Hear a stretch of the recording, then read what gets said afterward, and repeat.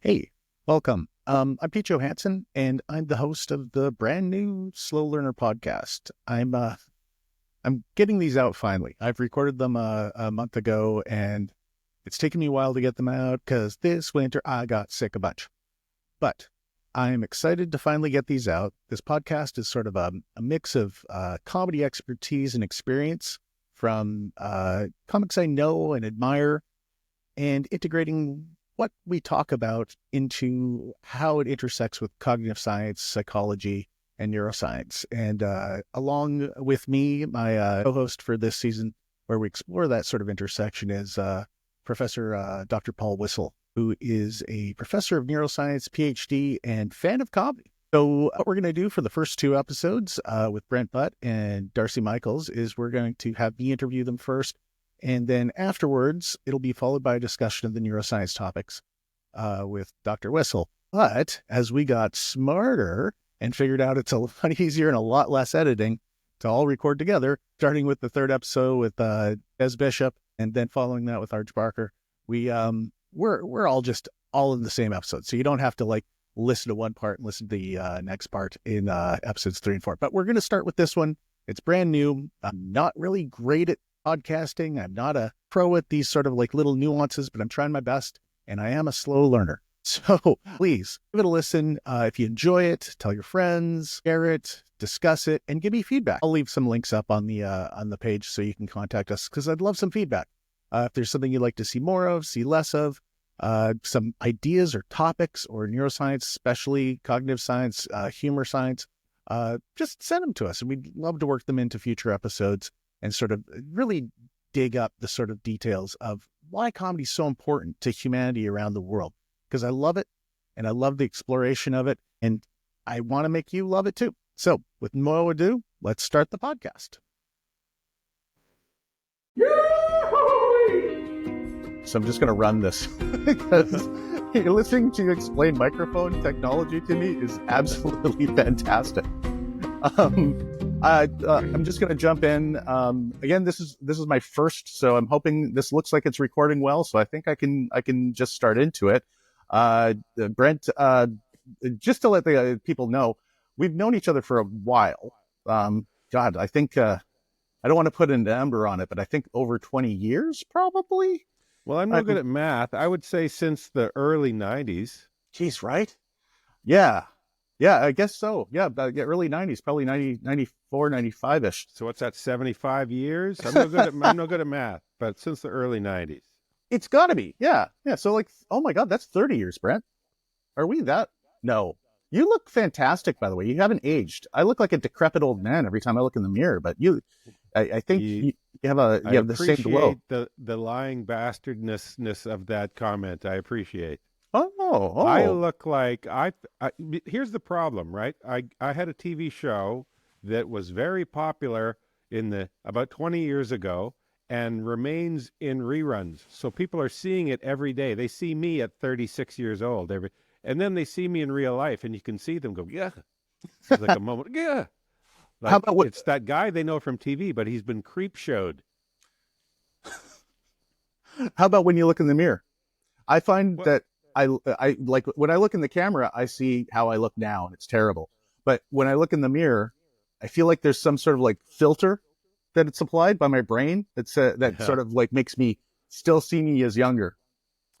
Well, I think that, the mirror is something you see every day, so it's very gradual. You process that a little bit every day. You're on board what's happening physically to you. But yeah, seeing old clips, especially because I used to have, there was a time when I had quite a hell of a head of hair, big mullet coming out the back, and I'll see a clip just for laughs, 1992, Oh, wow. I got hair like Cher. I'm like, hey, everybody. I don't remember you with long hair ever, but I do remember you talked about your head a lot. Yeah. That was a feature set piece. That was my bread and butter, having the big pumpkin head. So, so Brent Butt, star and creator of Corner Gas, the TV show kind of iconic in Canadian television for actually going the non-CBC route and being super successful, which Yeah, in a way, it paved a way to show that there was an alternative route to creation in Canadian comedy to a certain degree, transformed the landscape. And now you've gone on, you write screenplays. I believe you've directed at this point, and you've written a novel, huge, which I want to talk about at the end because sure. it being a bit of a horror is kind of an interesting twist on your established talents and your competencies over a lifetime. But your competencies is something I'd like to address. You start off as a stand-up, and then you go into an acting situation where you've created and produced based upon your own narrative. So I imagine you're acting like Brent to a certain degree, but this is a whole Yeah. new skill set. This is a whole new development, and you developed amazing stand-up skills. That's what brought you to the attention of people. And I remember watching your work ethic early on. I don't know if you remember I stayed at your place a few days, very early on. I was always surprised at every day you do something creative to engage yourself. Like we'd sit and, hey, let's write some top 10 lists and different like writing exercises to get yourself going. And Yeah. did you maintain that your entire career, that type of work ethic and dedication to sort of crafting your stand up? I think so. I mean, I think I'm very driven by sort of creative output. I always say that I have these things in my head for whatever reason. These ideas come into my head, and some of them stick. Some of them just start to scream, and the only way to stop the screaming is to get it down on paper, to sort of purge it from your head. And so, you know, for whatever reason, I think I have a bit of ADHD or ADD. I've never been diagnosed, but I have a hard time staying on topic. I have a hard time focusing on anything. And instead, I focus on about 88 things through the course of a minute.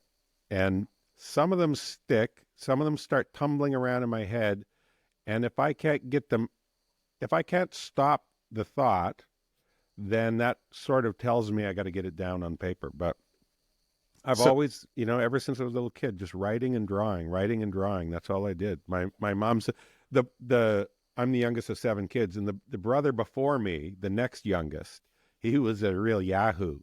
He was a real like, what are the rules? I'm gonna go break. I'm gonna climb in a tree and jumping on trains and going to a different town. He was such a yahoo. And I said to Mom, I must have been pretty easy to raise after Lloyd, don't you think? And she said, okay, you just sat in the corner and drew. That's all I did as a kid. Just any piece of paper, old paper bags and Christmas wrapping paper. I would just draw and write stories.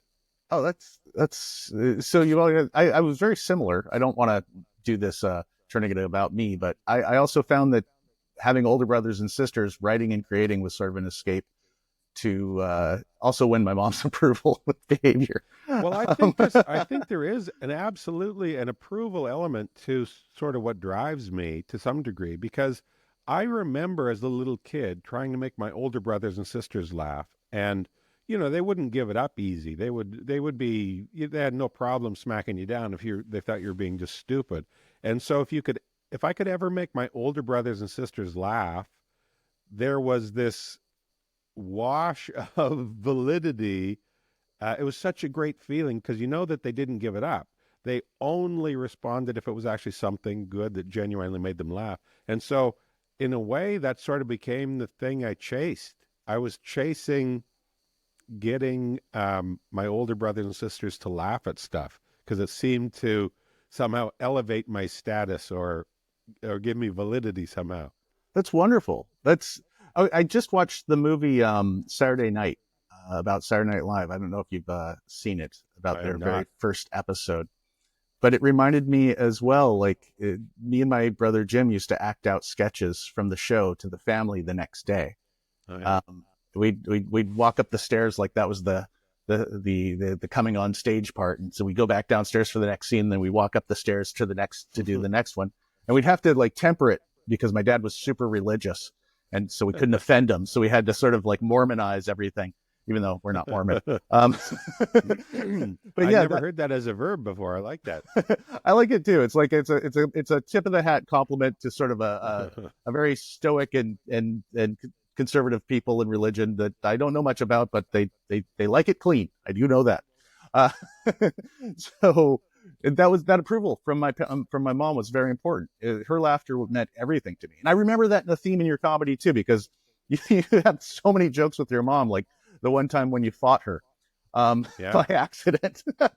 Boxing with my mom. Well, that's something that we used to do in real life just for fun. We used to, because my mother was like, Depression era farm woman. She was strong as an ox. And we used to like joke around boxing, and I almost hit her for real once. And that was the inspiration for that bit. What would have happened if I had actually hit my mother?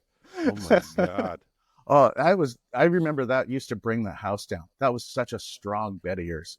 Wow. And it also, the other thing about that bit was it was so grounded in like this real thing between a son and his mother. But then there were, and I didn't do this all the time, but there were times when I would take it to very surreal parts where like she hit me in the face with a frying pan, and the frying pan formed to my face, and now all the omelets look like me. I took it to like this really, it started in this grounded thing, and I would sometimes see how far I would take it before people jumped off board, that's a well, that's really quite interesting. Like the hyperbole of the situation and presenting it as realism and how far that Yeah. trust factor. Yeah. And if you can do it incrementally enough, if you can pull people a little bit from reality, like don't just launch them, catapult them from this grounded thing into this weirdness, but if you can make it a little less real and a little more weird, one step at a time, an inch at a time, it's like the boiling the frog thing. And the next thing you know, the audience is like, why the hell are we laughing at this? It makes no sense anymore. That was always a fun part for me. If I could, and I wasn't always able to do it. Sometimes they would fall off, but sometimes I was able to take them to very strange, weird places from a grounded place. There was a period of my stand up, maybe 5, 10 years, maybe, where other comedians would talk to me about how many tags I would have, and they'd be like, "Man, you get like one bit, and you do it for 28 minutes. It's just another tag, another tag, another tag." For if anybody doesn't know what a tag is, it's a secondary joke that continues on the common theme of the first joke. It's like an extra punchline. Most people know what a tag is. I think the literacy of the common public when it comes to stand up is just like it's crazy. Like people almost study it online, and it's kind of going through a resurgence and an analysis in its approach and the way people look at it.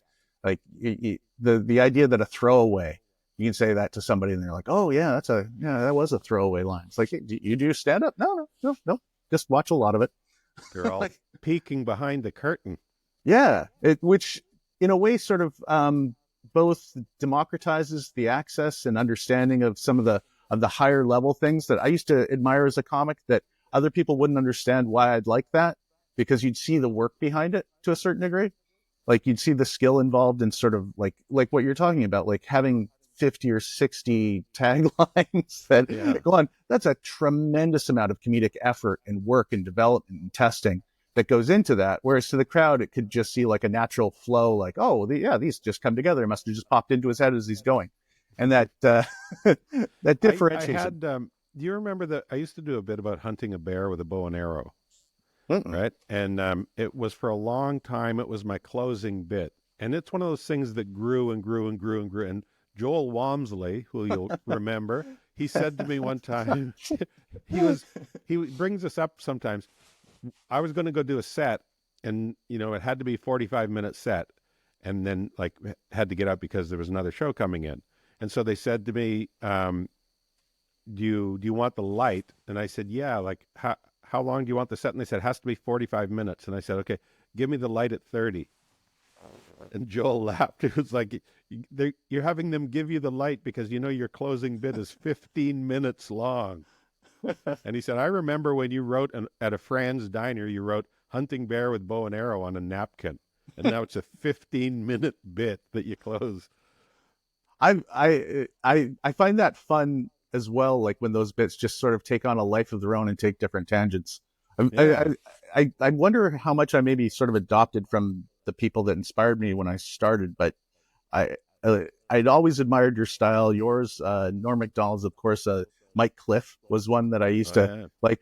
He was a little darker than others, but his theatrical sort of like the way he leveraged that, I always thought was really interesting, especially status wise. But yeah. yeah, I always and JP Mass when he used to do comedy, those guys always they'd milk a premise. They'd keep going and taking on different tangents. And I think I watched JP do an entire show about a bed sheet once. And like, Yeah. yeah, like, and that's such an incredible skill that you develop over time. And that kind of brings me to the next question. When did you kind of realize that you were doing good? Like, and this is sort of like that idea of expertise that and a lot of people have heard of this, the literacy of the Dunning-Kruger effect, the idea that as you develop a competency in something, traditionally what happens is when you don't have a competency or skill developed, you can observe something and think it's easy.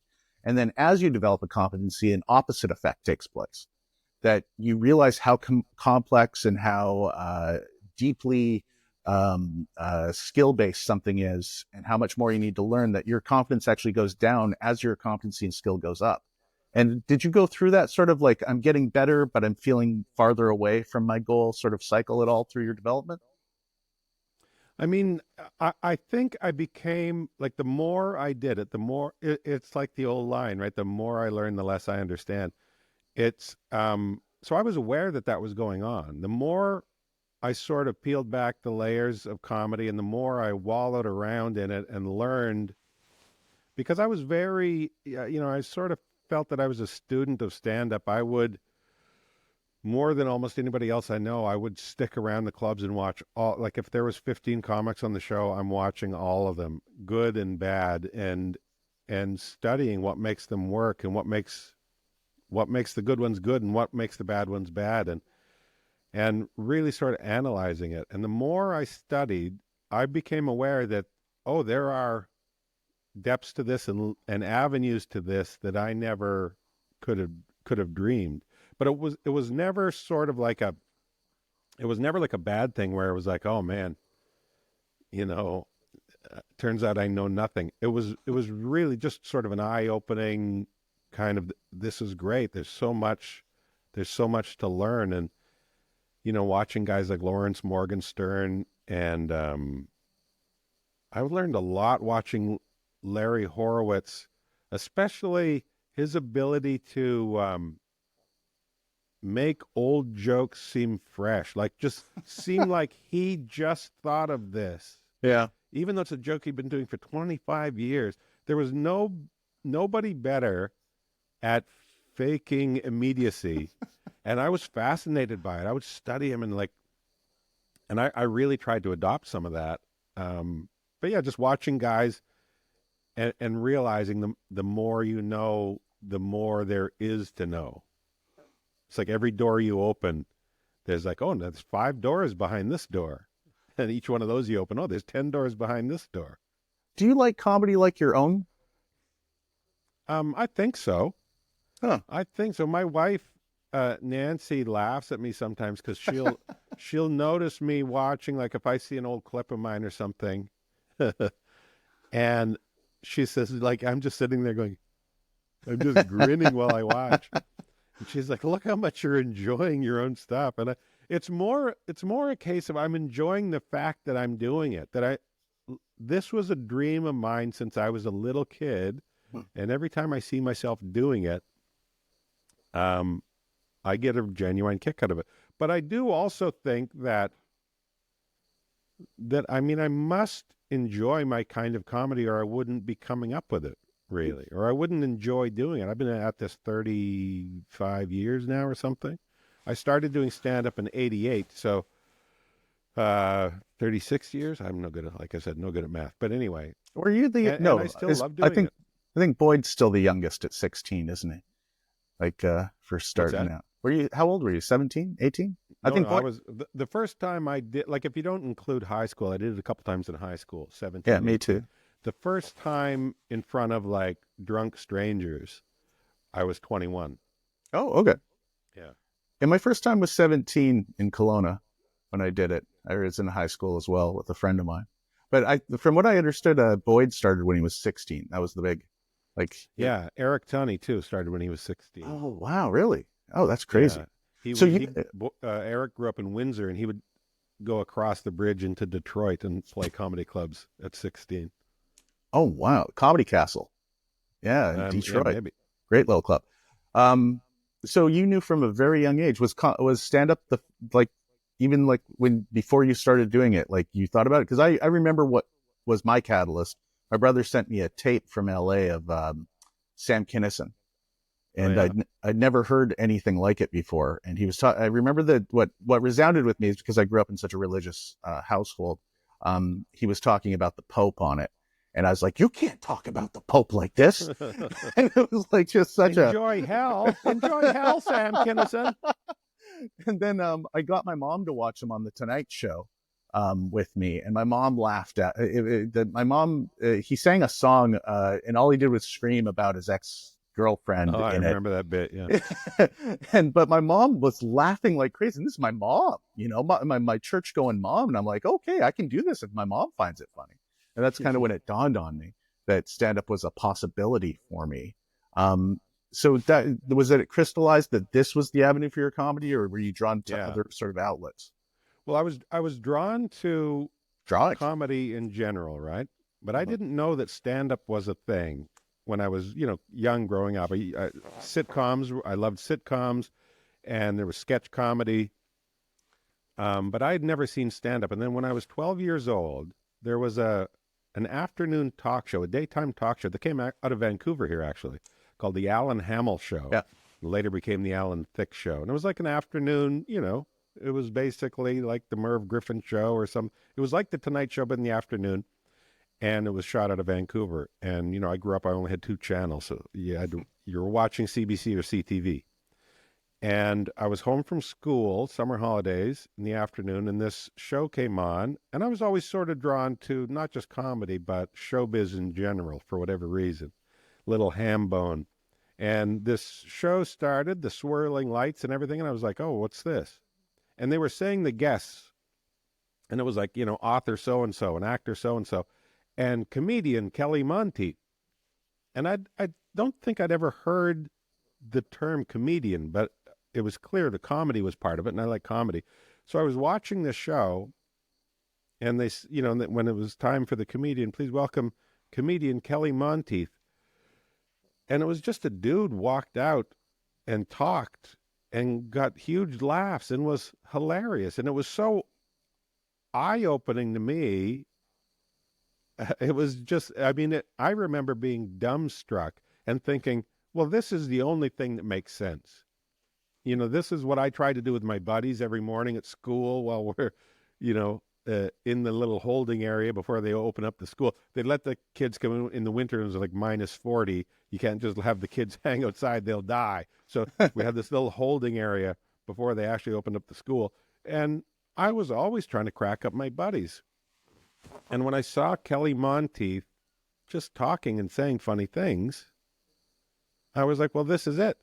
And I went out and told my mom, I want to be a comedian. I was 12 years old.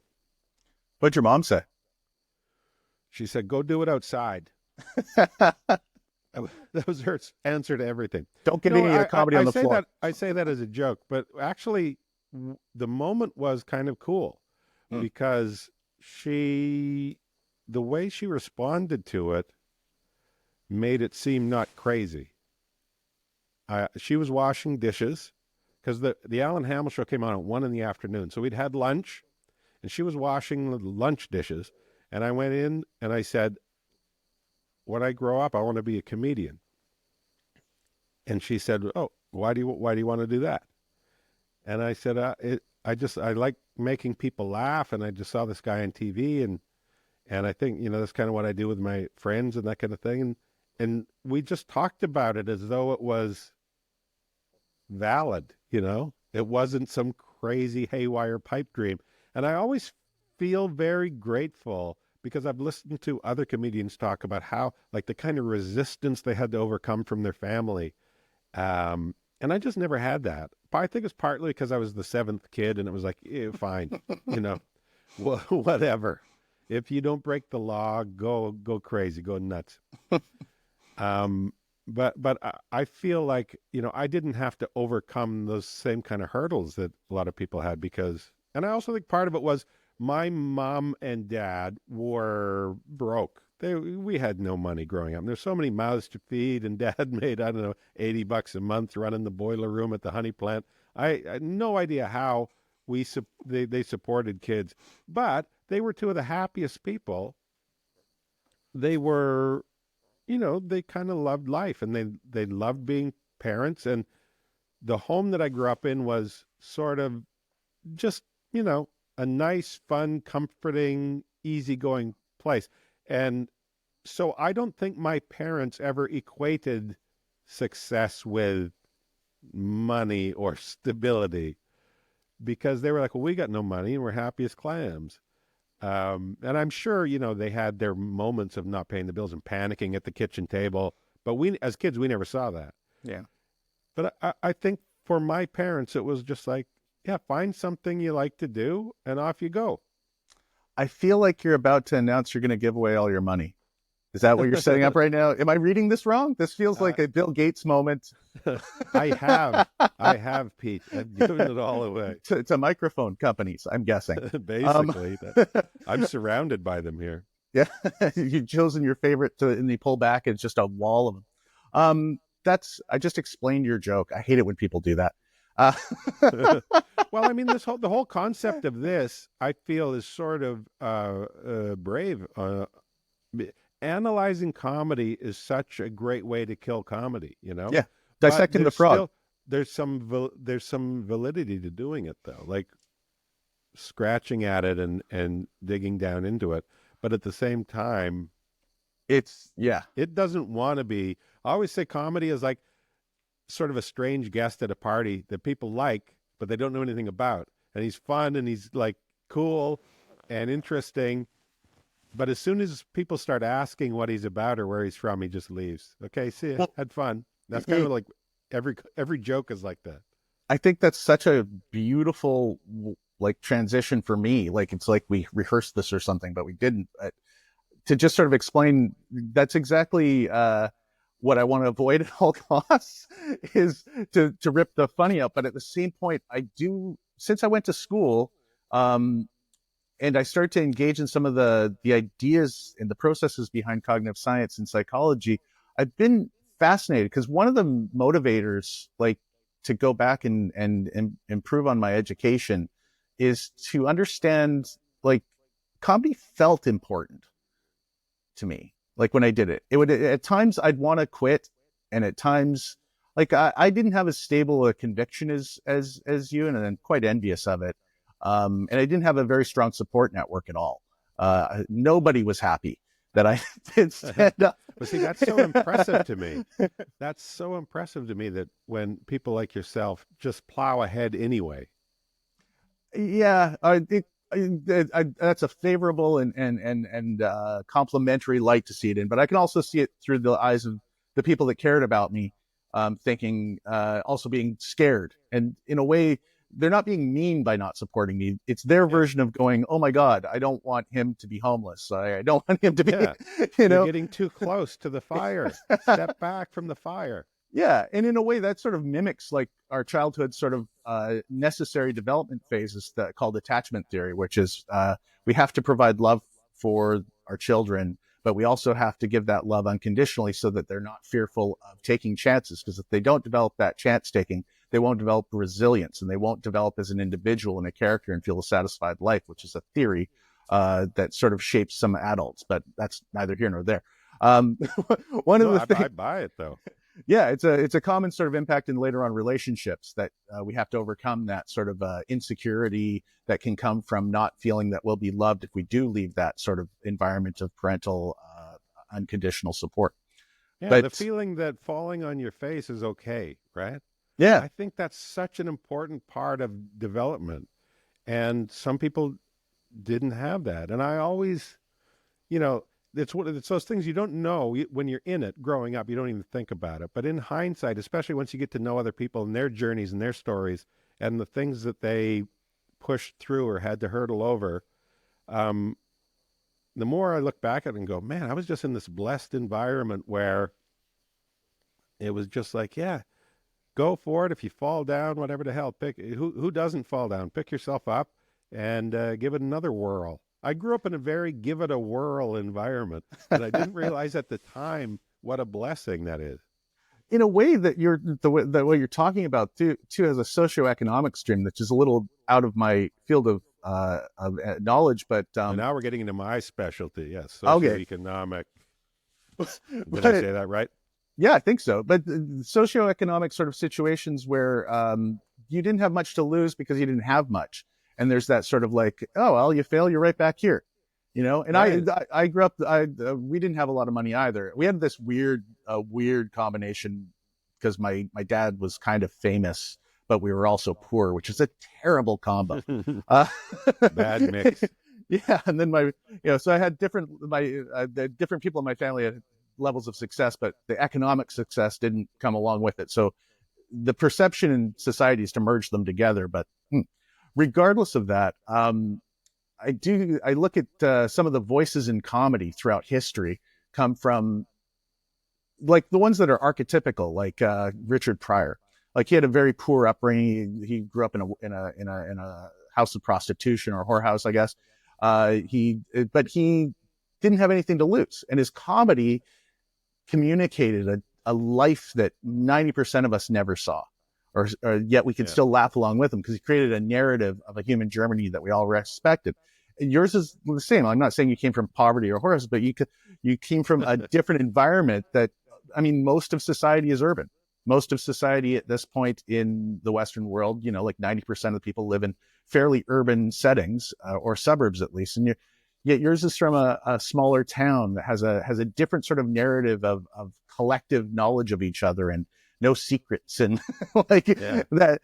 And also like there's a real status issue in small towns because you know everybody's status. There's no sort of deciphering.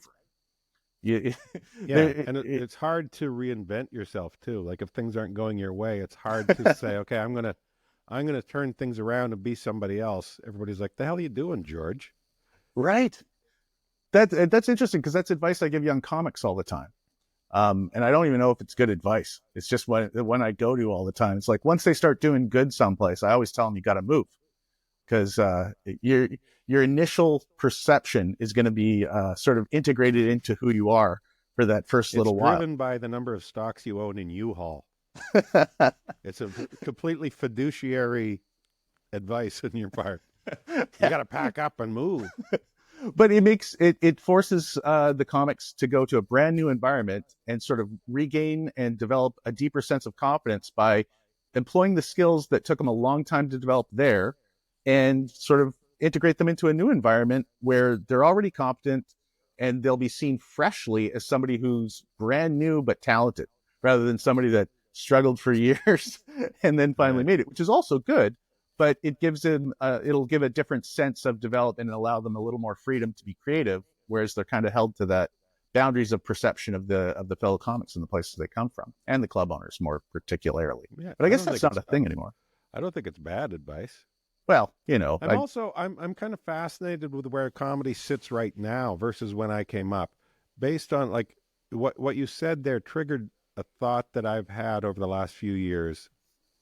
Because when I go down to a club or, some room where they're having comedy night and I want to try out some new bits, and I go in, I'm the grizzled old veteran, and I'm surrounded by comics in their 20s, and I'm amazed with the quality of comedy and the originality that this sort of generation of 25-year-old comedians, like they're just thinking like people I've never seen this kind of thought process before.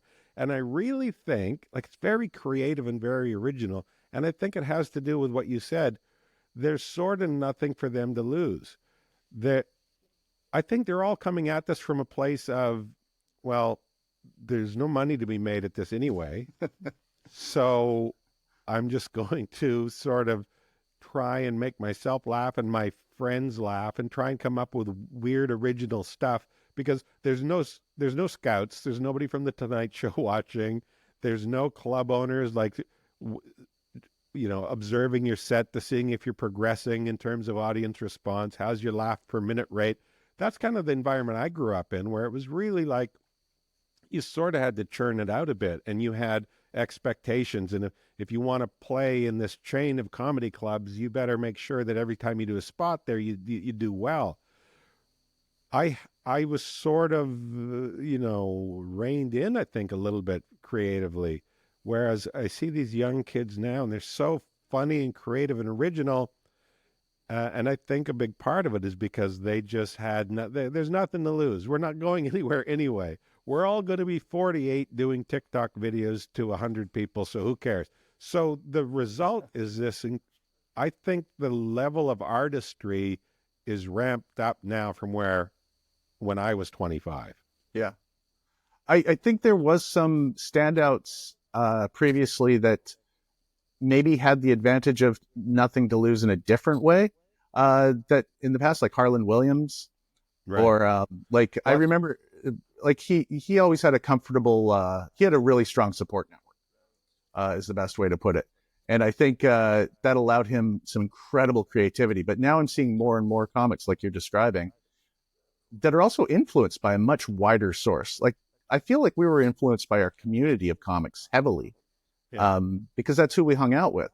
But younger comics don't really hang out. Yeah, like they really don't. Yeah, they watch their set and they go home, but they watch lots more comedy online and they consume more comedy in short doses.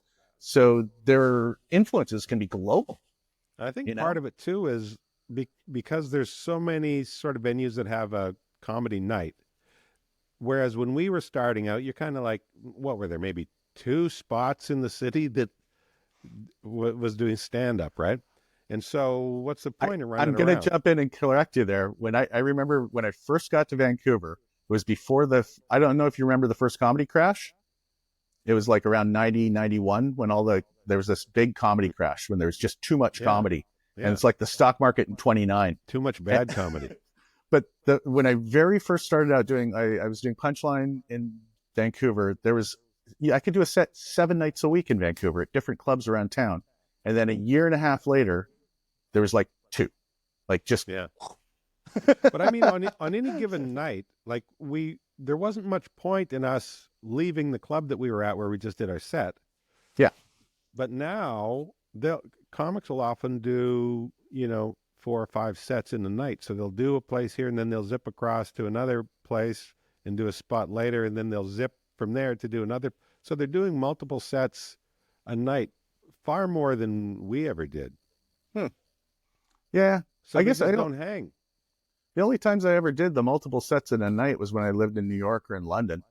Like in London, and London's actually an interesting place because I think that's the last place I saw you do comedy. Well, you're in town and I got you. Remember you came down to the Comedy Store? At the Comedy Store, yeah. Did a spot there. I still think it's so funny. Behind the scenes, I had to explain because the Comedy Store hates giving spots to anybody on word of mouth. Like they have a policy against it. And they've had so many bad experiences with different comics coming to the UK audiences and not having because UK audiences are particularly I don't know, picky or weird, and they have a reputation of not being kind if they don't like you. So they don't allow references. And I basically took Don Ward and I showed him your video online. And he's like, all right, okay. Well, I appreciate it. That was a fun night because it wasn't something I was looking to do. You sort of just brought it up and said, hey, why don't you come do a spot? And I wouldn't have done it otherwise. So I appreciate it. It was fun. I find that intimidating though, because I knew the frame of reference was going to be different. I remember being in the green room before, and I was thinking what material I'm going to do.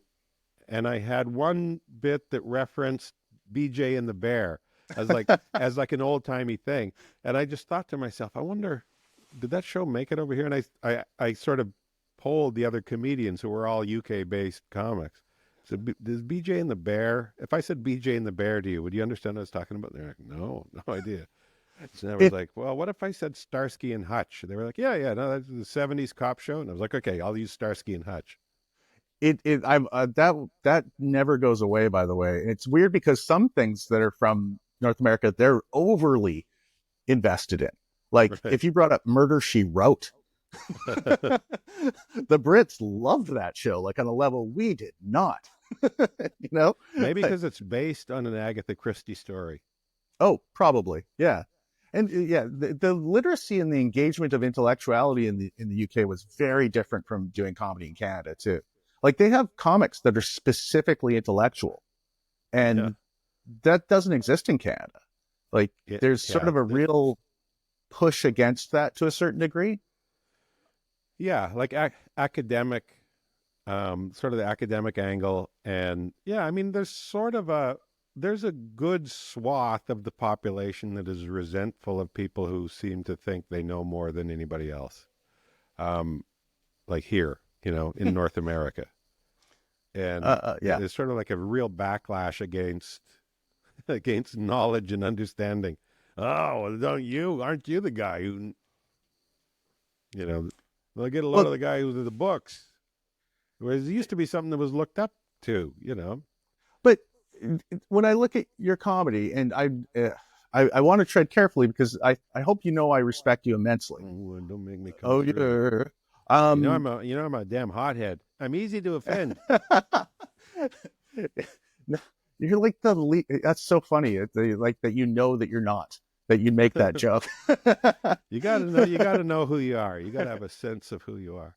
But you do create a persona of approachability and sort of an everyman quality that, in a way, and I know you as a person too to a certain degree. So I know that your intellectual engagement is extensive and you're incredibly thoughtful and you work through ideas with a great deal of cognitive effort. But when you present it on stage, and I do the same in different situations, I think most comics do, you try to lower that intellectual threat. You try to specifically bring down, Yeah. um, and it's often called high status, low status for some things. But I mean, status could be different things. It could also be authoritarian or strength or whatever. But intellectuality comes across as high status on stage, and it can turn people off immensely. And in a way, you get everybody to lower their guard, and then you sort of uppercut them with the insight that comes out of nowhere. Like, who's this guy coming up with this insight? Yeah, You I know? mean, I look at it as couching, like it's a conscious thing that I do sometimes where I couch my premises. If it's not something where I'm just talking about, my experiences growing up or something, but sometimes I will couch my premises by coming at it from a point of view of here's what I don't understand. So if you come at something, if you present yourself as somebody who's like, you know what I don't get, and then you can rail against things and you can sort of tear things down in a way like it sort of gives you license because your opening volley is I don't understand, I don't get. So if you want to preach about whatever, the general populace voting for a objectively horrible human being, if you just came out with that, if that was here's why I think the general public is stupid for voting for an objectively horrible human being. Okay, I That's think a everybody can see through what you're saying. This is the Cardinals when they elected Cardinal Ratzenberger to the Yeah. You papacy. know me too well. It's eating me alive. All these, but if instead, if your approach is here's what I don't get, here's what I don't understand, it sort of lowers, like you said, lowers your status. You're not on a high horse about it. You're like, I don't get this, and that's a very good platform to take pot shots from, because your whole thing is maybe I'm wrong about this, but to my way of thinking, blah blah blah. You can put out your 2 cents. Do you think that's a Canadian style? Because when I look at Canadian comics to a certain degree, I don't see a lot of people ranting against things specifically. But in the U.S., I see an opposite take sometimes. Like I do see the people that don't seem overly thoughtful, but then rant, but they get quite a swell of support. you know? Yeah. Maybe. And I find Canada particularly doesn't like a know-it-all. Yeah. I think that is but it's funny. Like, I don't know that we, yeah, I don't know. Maybe you're right about that.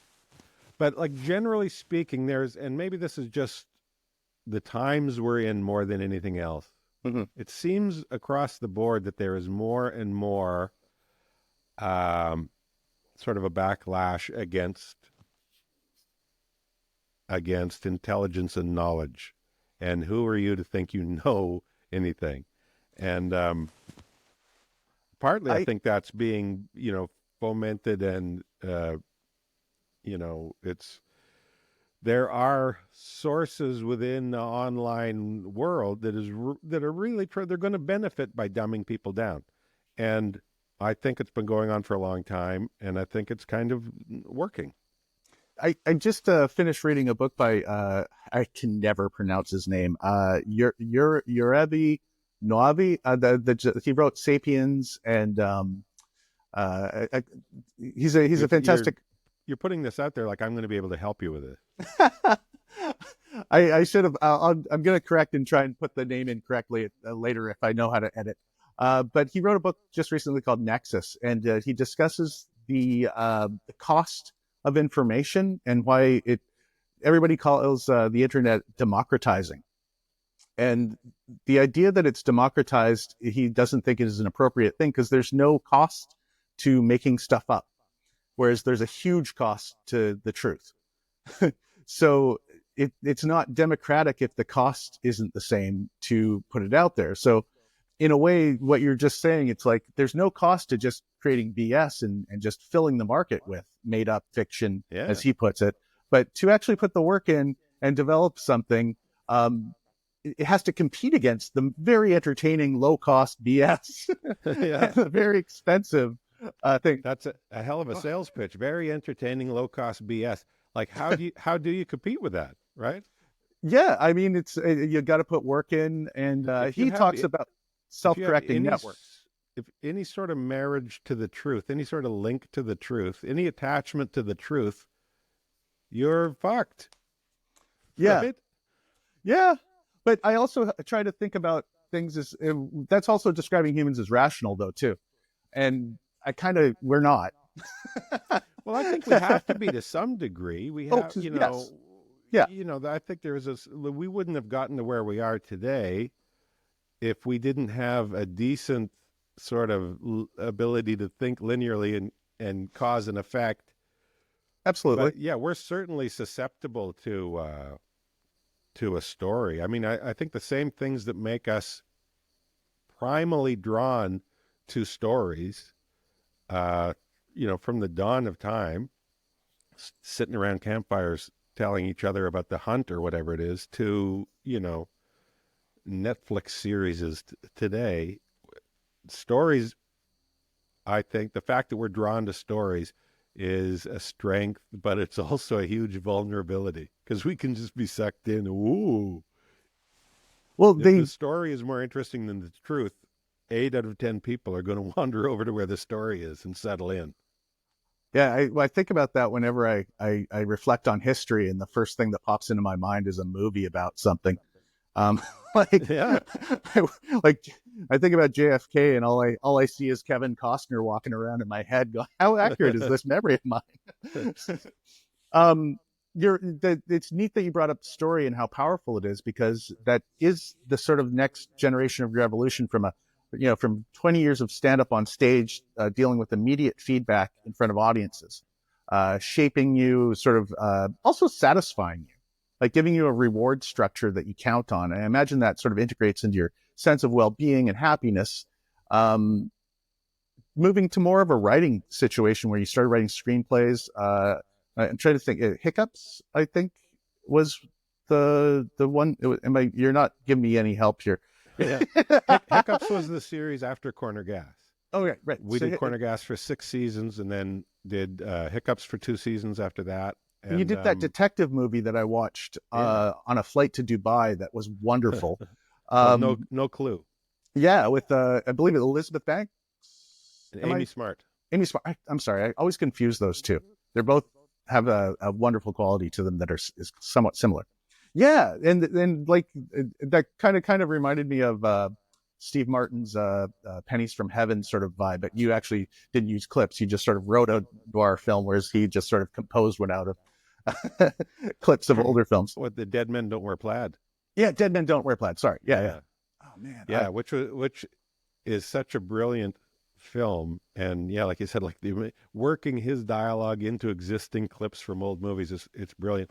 But yeah, I'm a big fan of sort of noir and detective stuff, and I wanted to write a funny movie, but I also wanted to write a movie that was, if it hadn't been funny, would it still be good? Would it still be interesting?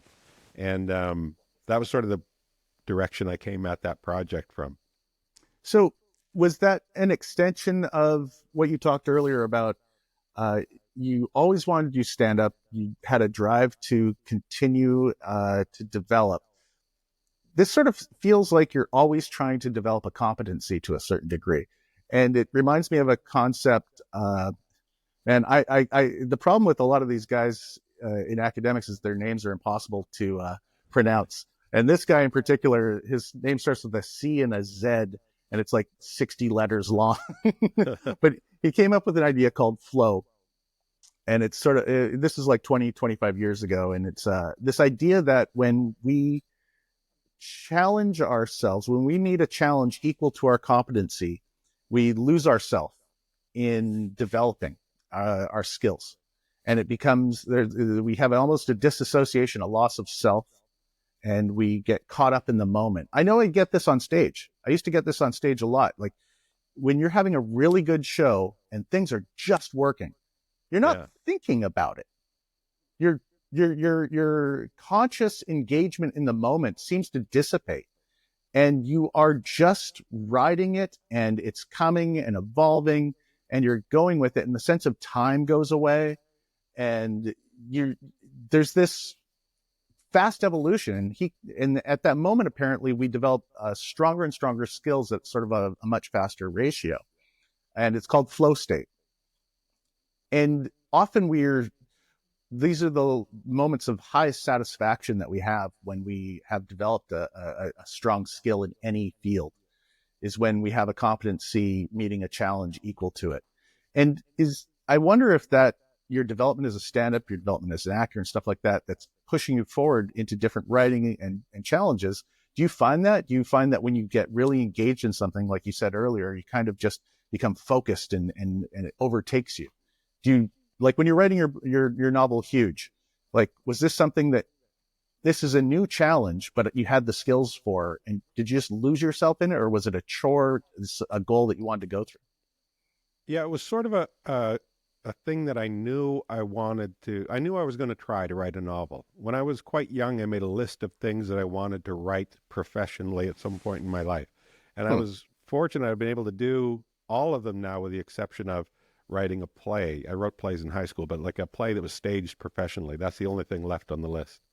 Oh, So a novel was on that list. There was stand up, there was TV shows, movies, a novel, and play. And so I knew I was going to sit down and write a novel, but it's a bit of a, you know, I knew it was going to be a hell of a lot of work. And so in typical me fashion, I put it off on the shelf for a long time.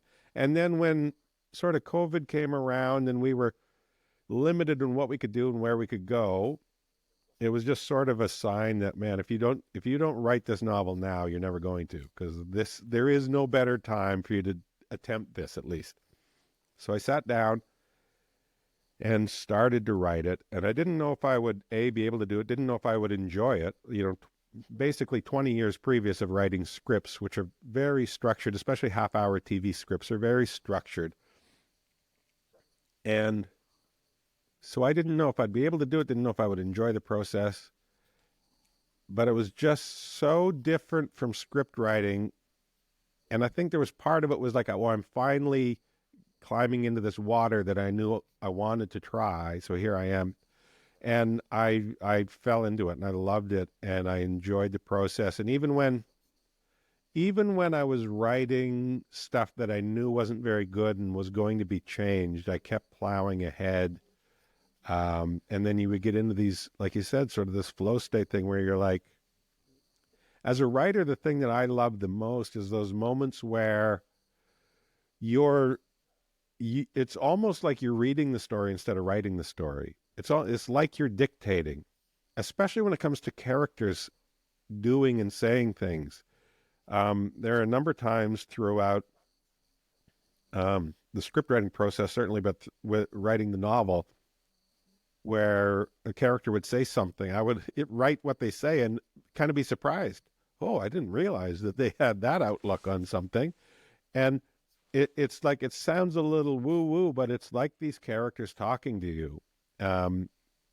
Or you're writing on some level that's below your consciousness or deeper than your consciousness. And there comes these moments where, you'll write 8 pages almost as fast as you can type it, and you're reading it as you're writing it, and you're like, wow, cool. You're like, oh, he's screwed now. Now he's in trouble. You're almost enjoying it the same way a reader would, but it's coming out of your hands. And, those are fantastic moments. And they often lead to things like if you write something about a character that you didn't realize about the character, because I don't spend a ton of time. I don't sort of do a bunch of backstory, a bunch of, I need to know who these people are before I write them. I like to discover a little bit. I create a bit of a structure for the story, but even that is flexible. But when it comes to characters, I know roughly who they are, archetype kind of people. And then you start finding out things about their past. And a couple times, especially with Huge, there were a couple times when I really realized sort of after the fact, after I'd written something, where I was like, oh man, there's so much of me in that. I didn't realize it as I was writing. Like me telling you the story about my mom, sort of when I told her I wanted to do stand-up and she sort of treated it as a valid thing. There's a moment in Huge where one of the characters, Rin, she's reliving the moment when she told her father that she wanted to do stand-up, and he treated it as a legitimate thing, and she felt that, and I didn't realize as I was writing it. It was like later that night after I'd written that scene, I was thinking about it. I was going, well, I just pulled that completely from my own experience without even realizing it. But it had all changed, and it was put in this character, this woman, and she was talking to her father. But it was clearly pulled from myself. But I did at the time, I wasn't conscious of it. And even the new book that I'm writing now, I was a quarter of the way through it before I was like, oh, hang on, this is really about what I was going through when I wrote the last book. Because the new book is about a guy trying something different and being afraid nobody's going to take him seriously about it. And I didn't realize at the time until I was thinking about it later, like, oh, well, that was me coming from the world of comedy, writing a dark, scary psychological thriller. Is anybody going to take me seriously as a guy who can write a serious, scary book?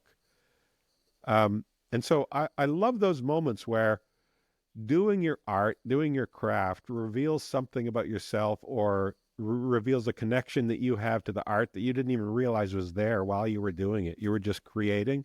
I love those moments. I think that's kind of wonderful what you just described. You're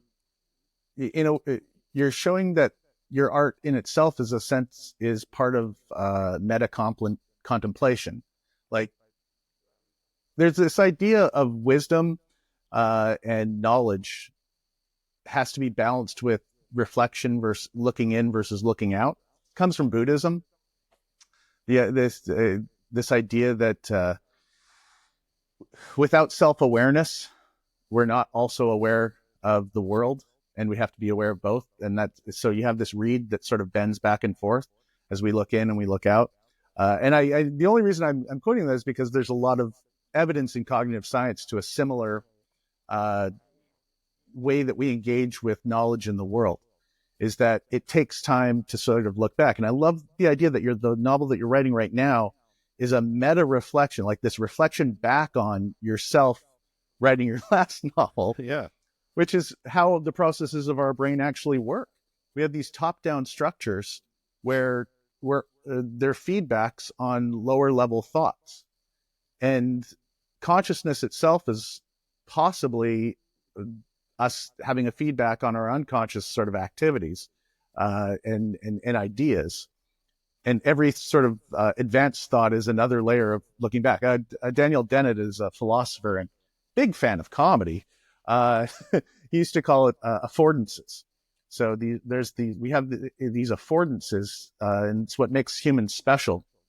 The ability to sort of engage metaphysically or meta-heuristically back on other smaller ideas. And you've just sort of stated that as a personal experience in your own sort of perspective. I love that. I think that's just really, it just shows you that you can't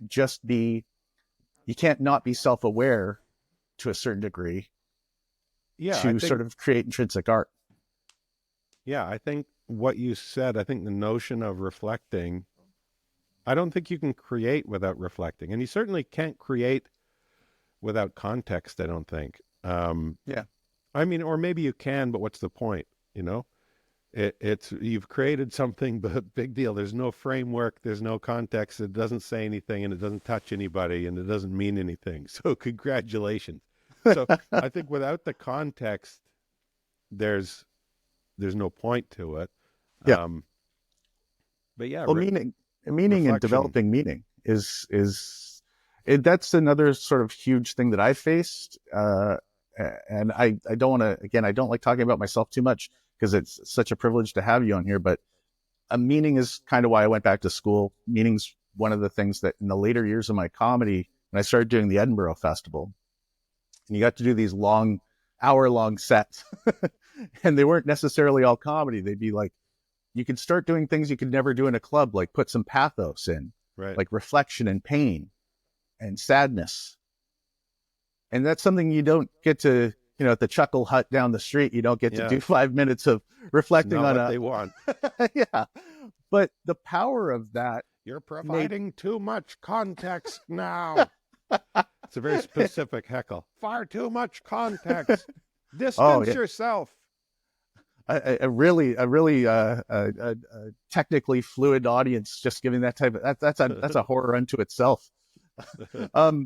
But in a way, that's Edinburgh. Like you get these really sophisticated like theater people coming to comedy and like But it was also like I really found a lot of beauty in engaging in something that was very sad and then finding the comedy to come after it. And the comedy would be twice as funny if you could go from someplace dark to someplace because you share that narrative and everybody feels sad or whatever, but then you also share the catharsis of what, I use comedy all the time in sad moments. My wife does in particular. Like she's amazing at it.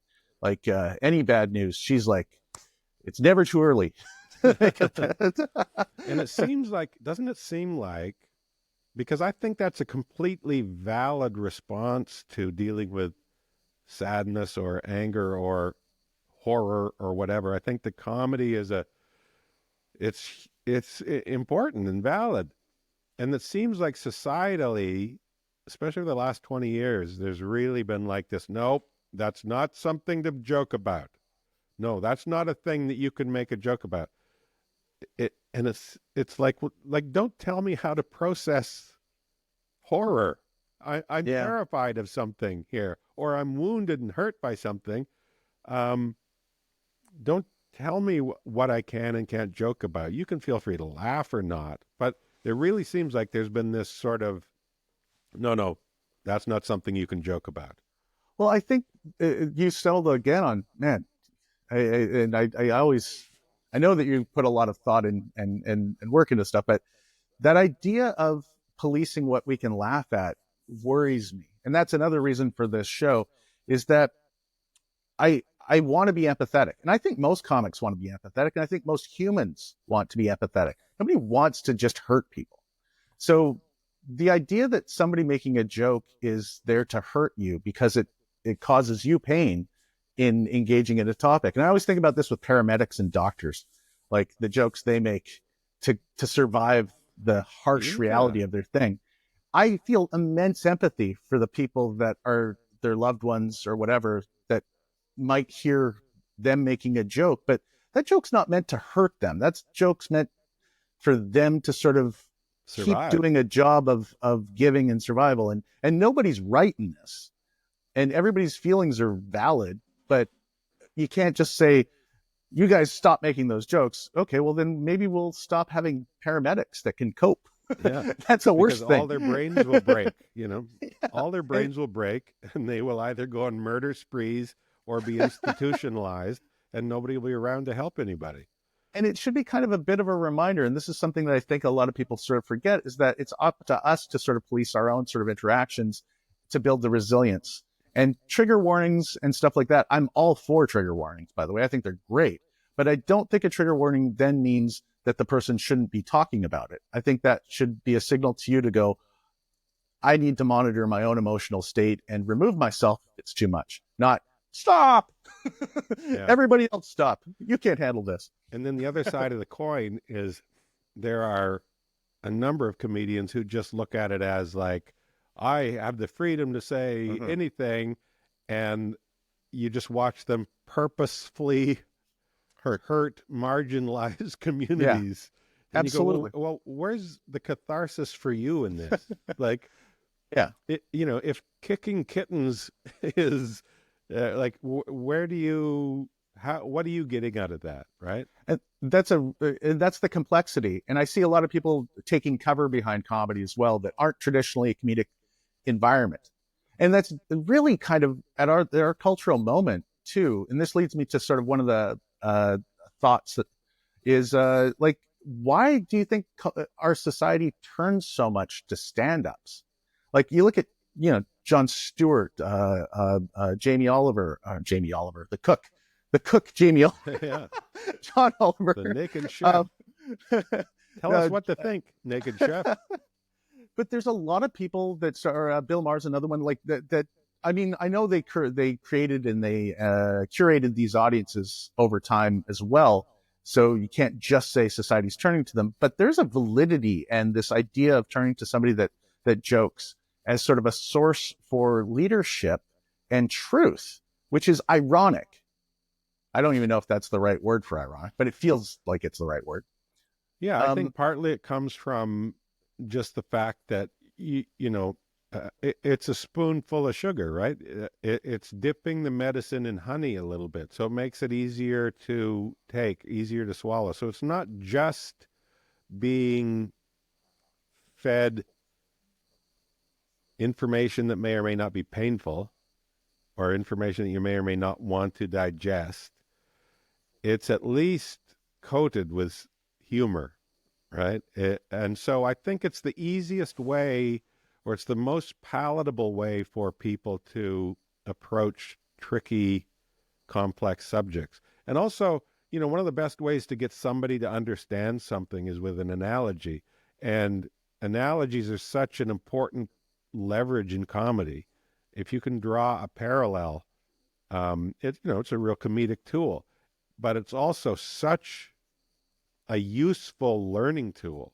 Like that your ability to understand a complex concept is skyrockets if somebody can say, okay, well, it's a lot like this, and they draw a parallel that you're familiar with. Or I mean, it certainly helps me a lot, and I think comedy draws parallels really well, and parallels are a great instructional tool, learning tool. So it's a very natural thing that people go to comedy to learn stuff, but also learn stuff in a way that is efficient, but also palatable.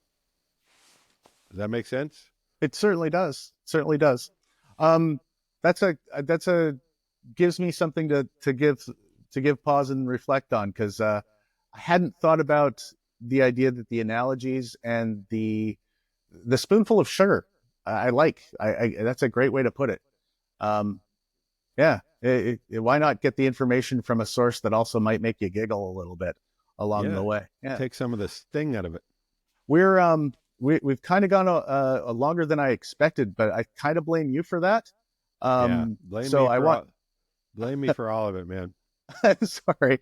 I'm so excited to hear that you're writing a new novel. I think that's great. People should definitely check out Huge. It was on the bestseller list there for a while, if It I'm not was number mistaken. one national bestseller for a couple weeks and stayed God. on the bestseller list for a good run. And then, and it was named to Indigo's Best Books of 2023 in the mystery thriller category.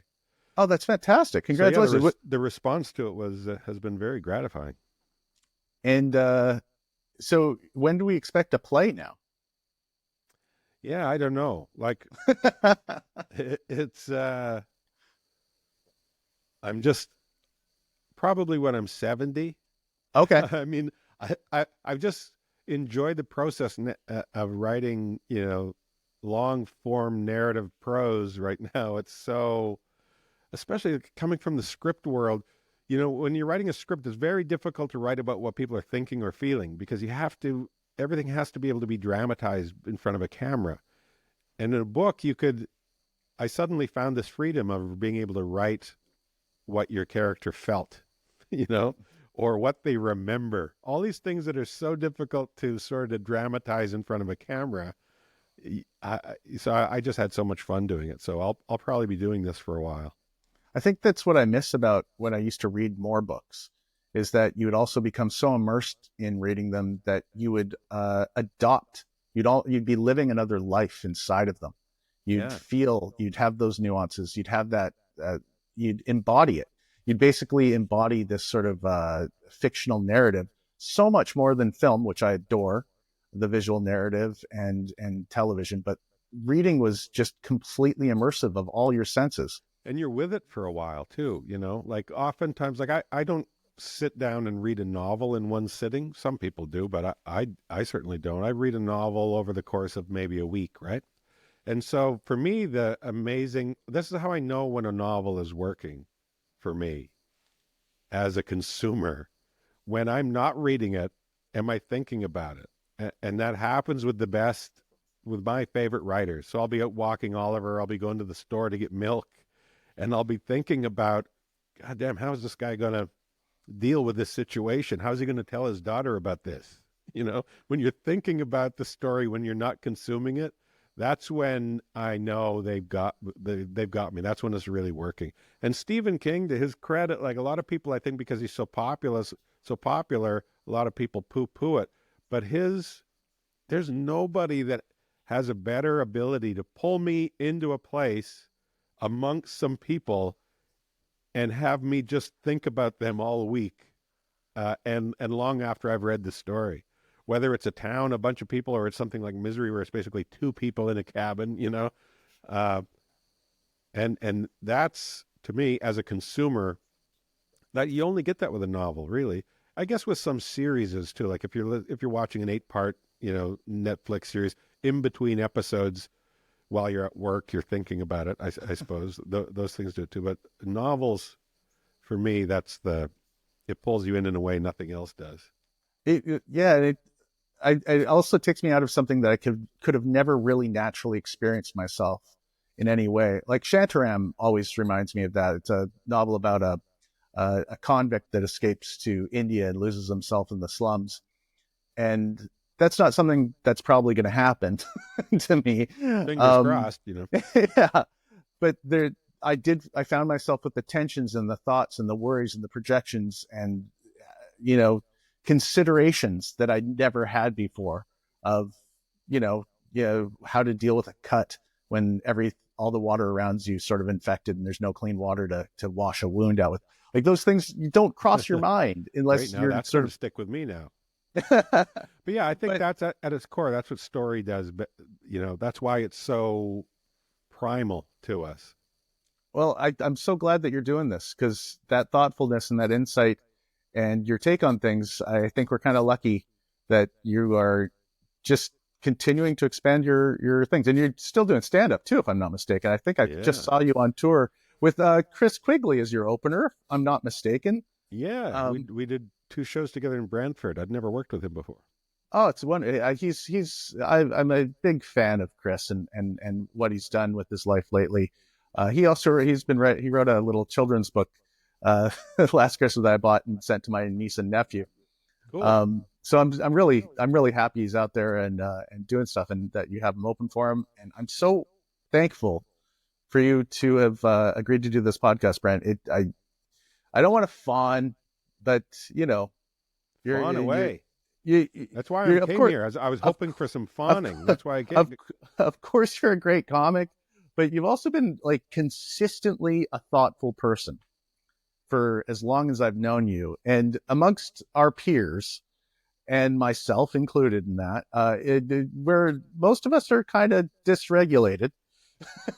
you've maintained an even keel the entire time and journey, and I can't help but find that very respectable in an industry that's so difficult. And it's wonderful Well, that thank you. you've been rewarded and you've pursued your own dreams on your own terms, and it's great. Well, Thank you. thanks. Thank you, Pete. Thanks for the invite. I enjoyed this. Oh yeah, yeah. Maybe if I get this even better, you'll come back later on in the future, and I'll have a nice mic again. So I'm gonna wrap it up right there. Thank you for coming down. So I'm here with a Paul Whissell. Whissell? No, no. No, that's Anybody? good. That's right on target. Paul. I What do actually you- can't whistle is the funny thing, but I go can't on. either. I find it. No. I find it like witchcraft. I don't know how people do Witchcraft. it. Yeah, it doesn't seem right. What do you prefer to be called when you like? I mean that I still find that weird. Not calling you Professor Whissell. Yeah, well, if someone's no longer a student, I want to be on the same level. Just use my name.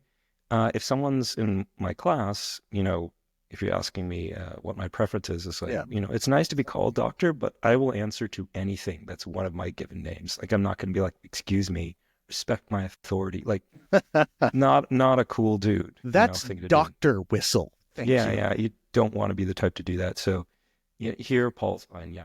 Really? Okay. Not Professor? It's like you want to argue me up. We need you to have more authority. No. I think it's funny. Yeah. I do Or find you could just call me the professor, and that has The some prof? mystique to it. Okay. The prof. Yeah, Okay, yeah. Paul. We'll just stick with Whissell, Paul. Yeah. So we just listened to Brent Butt, a very interesting body of work, perspective, and stuff like that. But he did mention some very interesting things in neuroscience that I think we should discuss. And one of the things that Brent said, why don't we just show this right here or play it? Play it. It depends on whether you're listening or watching. Play it. Here we go. And there comes these moments where you'll write 8 pages almost as fast as you can type it, and you're reading it as you're writing it, and you're like, wow, cool. You're like, he's screwed now he's in trouble. You're almost enjoying it the same way a reader would, but it's coming out of your hands. And those are fantastic moments, and they often lead to things like if you write something about a character that you didn't realize about the character. So we just listened to Brent. He pointed out something really interesting that sounds a lot like the flow experience in psychology. The flow state was, I can never say this guy's name, and I don't know if you can. I think it's Chuck Sent Me High. I think. It's got to be a name that if you could put names in Scrabble in a game would be worth at least a million 1,000 points. Yeah. Yeah. Wait, how many letters is that? It looks like 20 letters in a name, but he's a brilliant he's the innovator and the person that coined the idea of flow state, which is sort of like when we're developing skills, when we're developing sort of any type of sort of, I guess skill is the right procedural memory. Is that sort of the procedural sort of aspect of our memory is a skill, a part of it? I think. Well, procedurals would be skill. Yeah. Writing is a bit more complex, as if the motor part would be a skill, but if actually, drawing concepts from here is more elaborate. But yeah. But flow state can integrate different types of things. Like they could be mental and they could be physical to a certain degree. Like playing the violin would incorporate both that sort of physical aspect and the subtlety and the hand movement, along with the audio sort of processing of the fine tune and notes.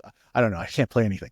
So when you were challenged by, let's say, a task or an obstacle, that involves the skill, and our skill rises to meet the sort of, our competency rises to meet the challenge, we can lose ourselves in something that's called a flow state, where there's some of the characteristics of it have been described as sort of a detachment of the self, loss of time, loss of really sort of of just thinking about you, but you're so deeply involved in that moment of development that you forget everything about yourself.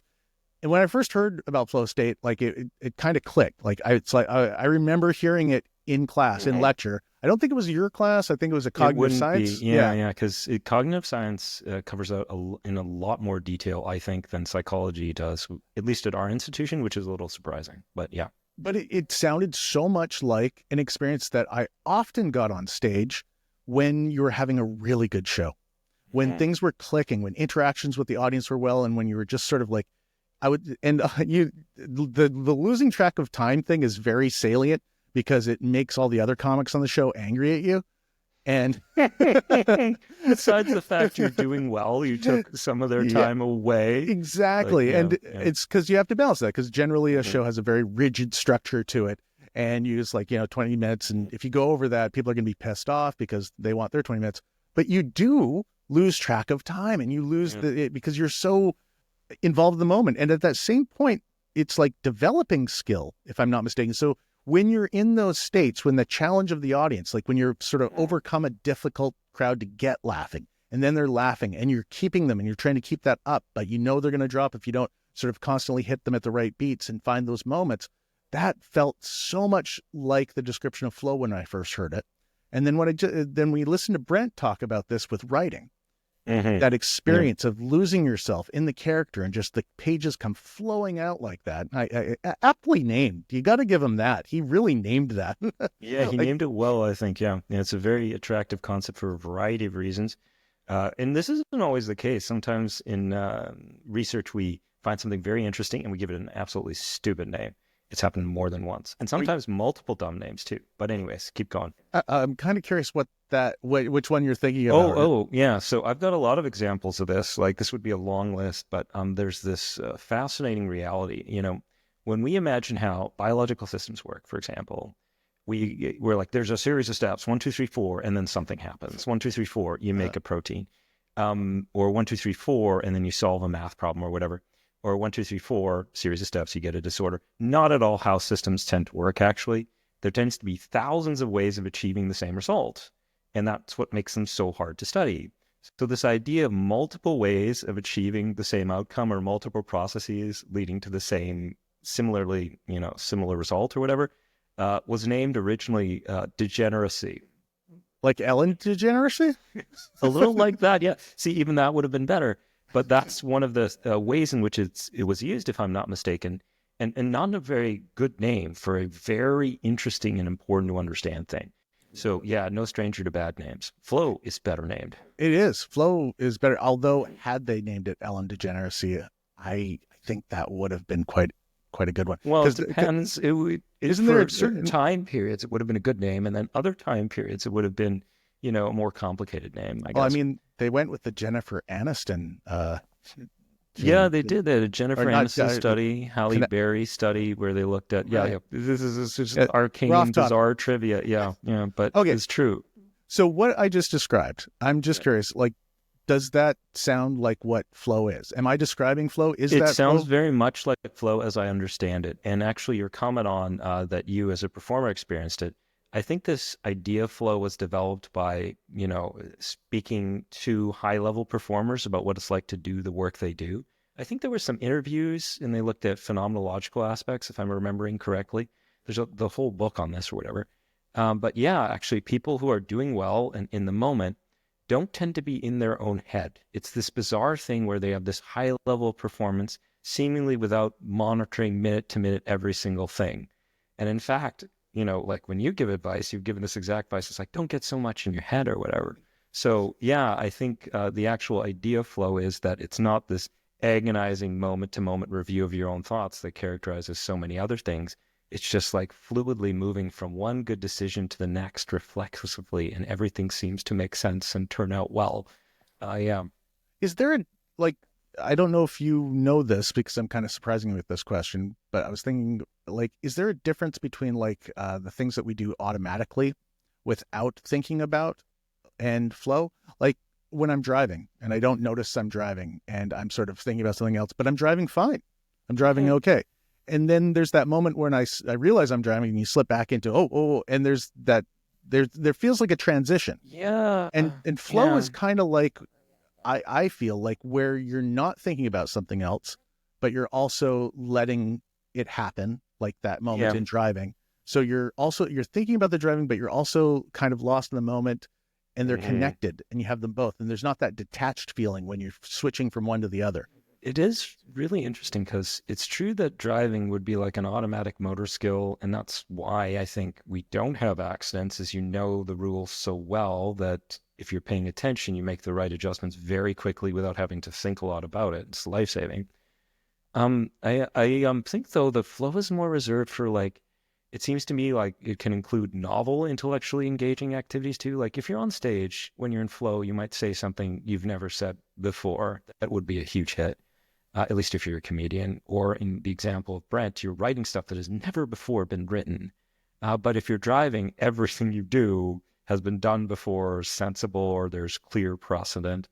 And it's also a lot more enjoyable to be in flow than it is usually to drive, would be my impression as well. So I think there may be a valence to flow states. Like it's generally not just, this high level performance where you're fluidly moving between actions. But it has to be something you enjoy. Let me just quickly interject and let people understand. I don't think valence is a term that's commonly used. Oh, that's true. So valence is another weird word. I'm guilty of my own crime.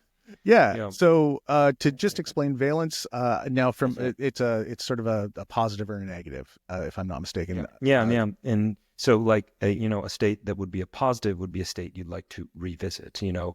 So being happy would be, positive valence and so on. Being in love and so on, all these things would fall into that category. It's just a general catch-all word. Then anxiety, stress would be like a negative balance. Yeah, there we go. So we tend not to experience anxiety or stress in the flow state. However, now awe is something that's quite, I know I'm throwing awe in there, but awe is actually another sort of phenomenological experience, somewhat like that, where you lose a sense of self because you're overwhelmed by some sort of scaling idea of the sense of self lost in the vastness. Now, people have described that as seeing a beautiful sunset or an amazing piece of art or astronauts. I thought this one was quite interesting. When they first saw the Earth, they lost a sense of their the importance of their self against the measurement of the Earth in their view. And this is I find that sense, that phenomenology that you experience with that, there seems to be some sort of relationship between that sort of the idea of flow, the idea of awe, and also the pleasure of solving an abstract problem as well. They all have this sort of shared phenomenal experience of positive affect. These are all fantastic things you're describing. I see them though as different. Like awe is like, so flow is like attached to performance states when you're doing something. Awe is like attached to viewing something external to you, like a beautiful sunset, for example. It's not something you thought of. It's something you're seeing. It's very arresting. It's very powerful. And I agree with you. Some of the same aspects are similar, but you get there via a different route. So you can be flow, when you're writing at home, but awe requires you taking in something sensory, usually, I would say. I think one of my motivations for bringing this up is that I know I've been on stage in a state of flow. And the audience members watching me are in a state of awe. Oh, that's a good way of putting it. You laid a trap for me very carefully. It's like this was a long way of telling me that people are in awe of you. No, it's never happened. It's never happened. I don't dispute that. No, you don't think it has? No, well, I don't think you've ever blown. Like this is the interesting thing. I think when people are imagining what like fame would be like, you always imagine like that people will react to you in that way. But what I think is interesting, whenever I talk to anyone who's even a little bit successful or famous, there's always this depressing take where the joy of you being famous is mostly the other person's. Like, oh, wow, I get to meet this cool dude. But you don't feel the same way being regarded in awe, I guess. Well, weird digression, but just saying. for me at least, and I'm not anywhere near famous, but I do interact with people that tend to know me more than I know them. And that's always weird. And it's always hard because you can't assume people know you because then you seem like a dick. And Don't then you know who I am? I have Yeah. 9 specials or whatever. The but number you is. also don't assume it's weird. And also people people watch 3 comics on stage and not know the difference between them.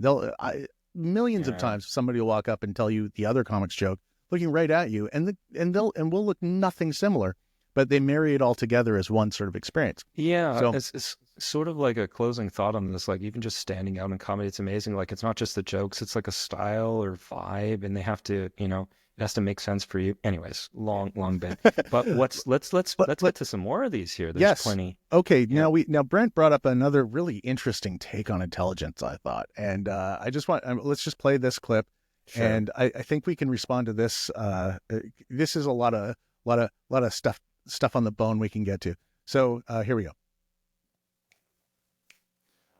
I think intelligence is the ability to build bridges, not physically, although I mean that you got to be.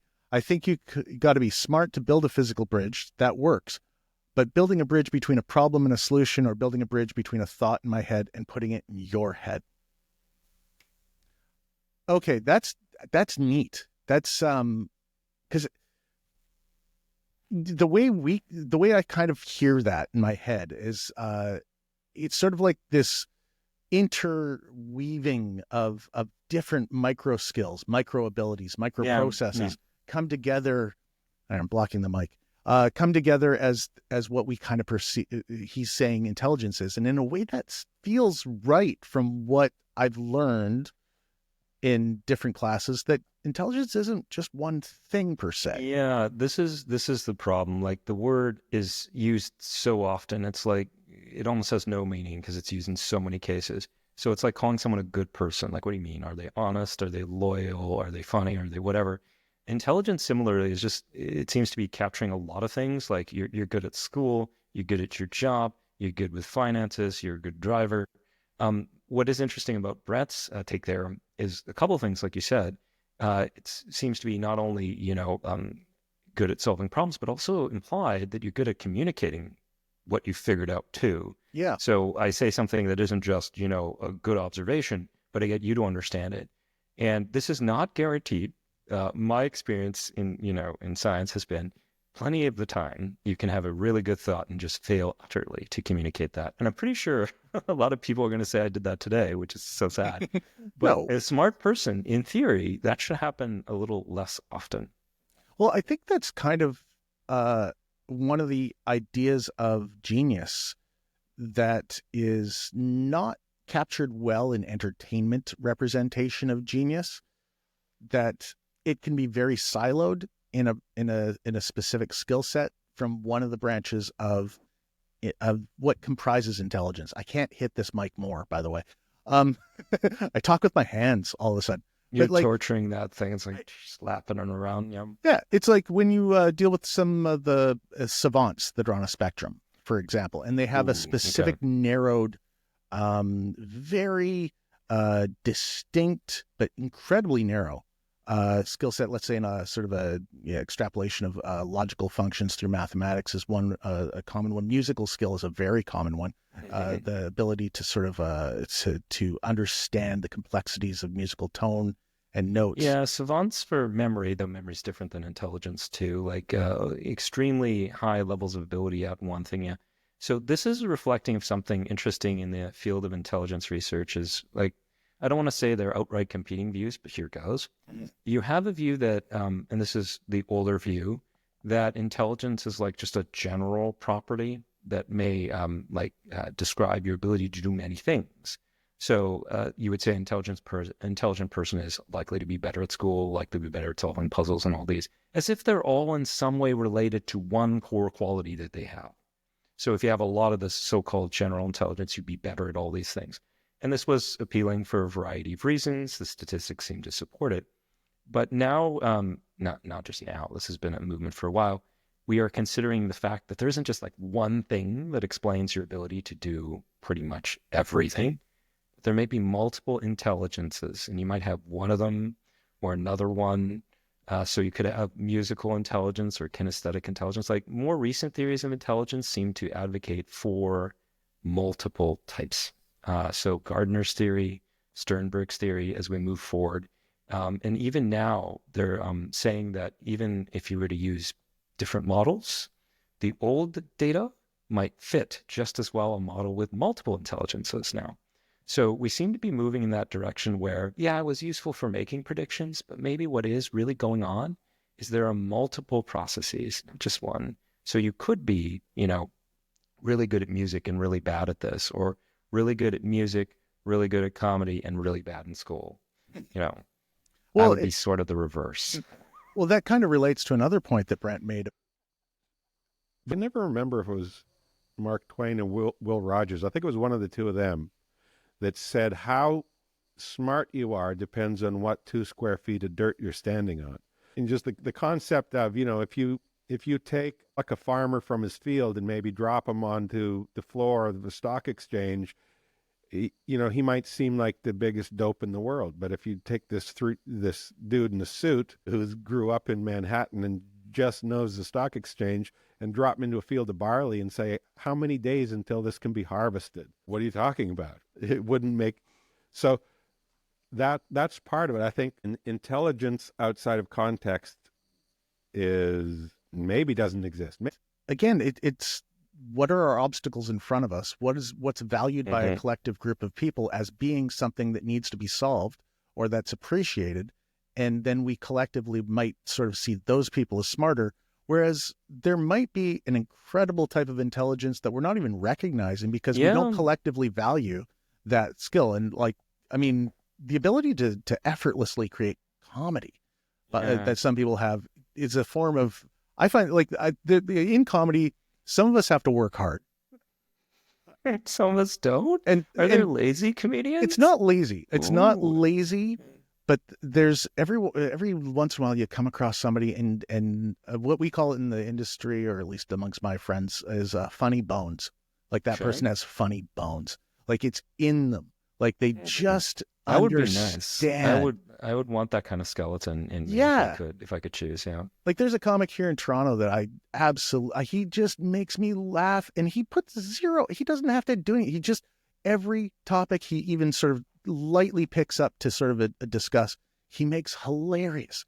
And he's not sitting there with a pen and paper. He's not saying, he's got funny bones. And there's this instinctual sort of developed skill set that throughout his life has been crafted, mixed with some sort of base form of intelligence that's sort of utilizing that.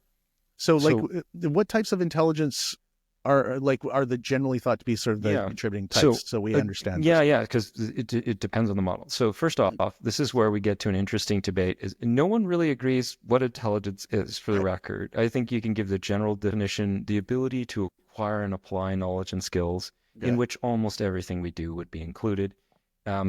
So if you look at certain models of intelligence, like you have one model that has like 3 types. So you have creative, that would probably be something a performer might use.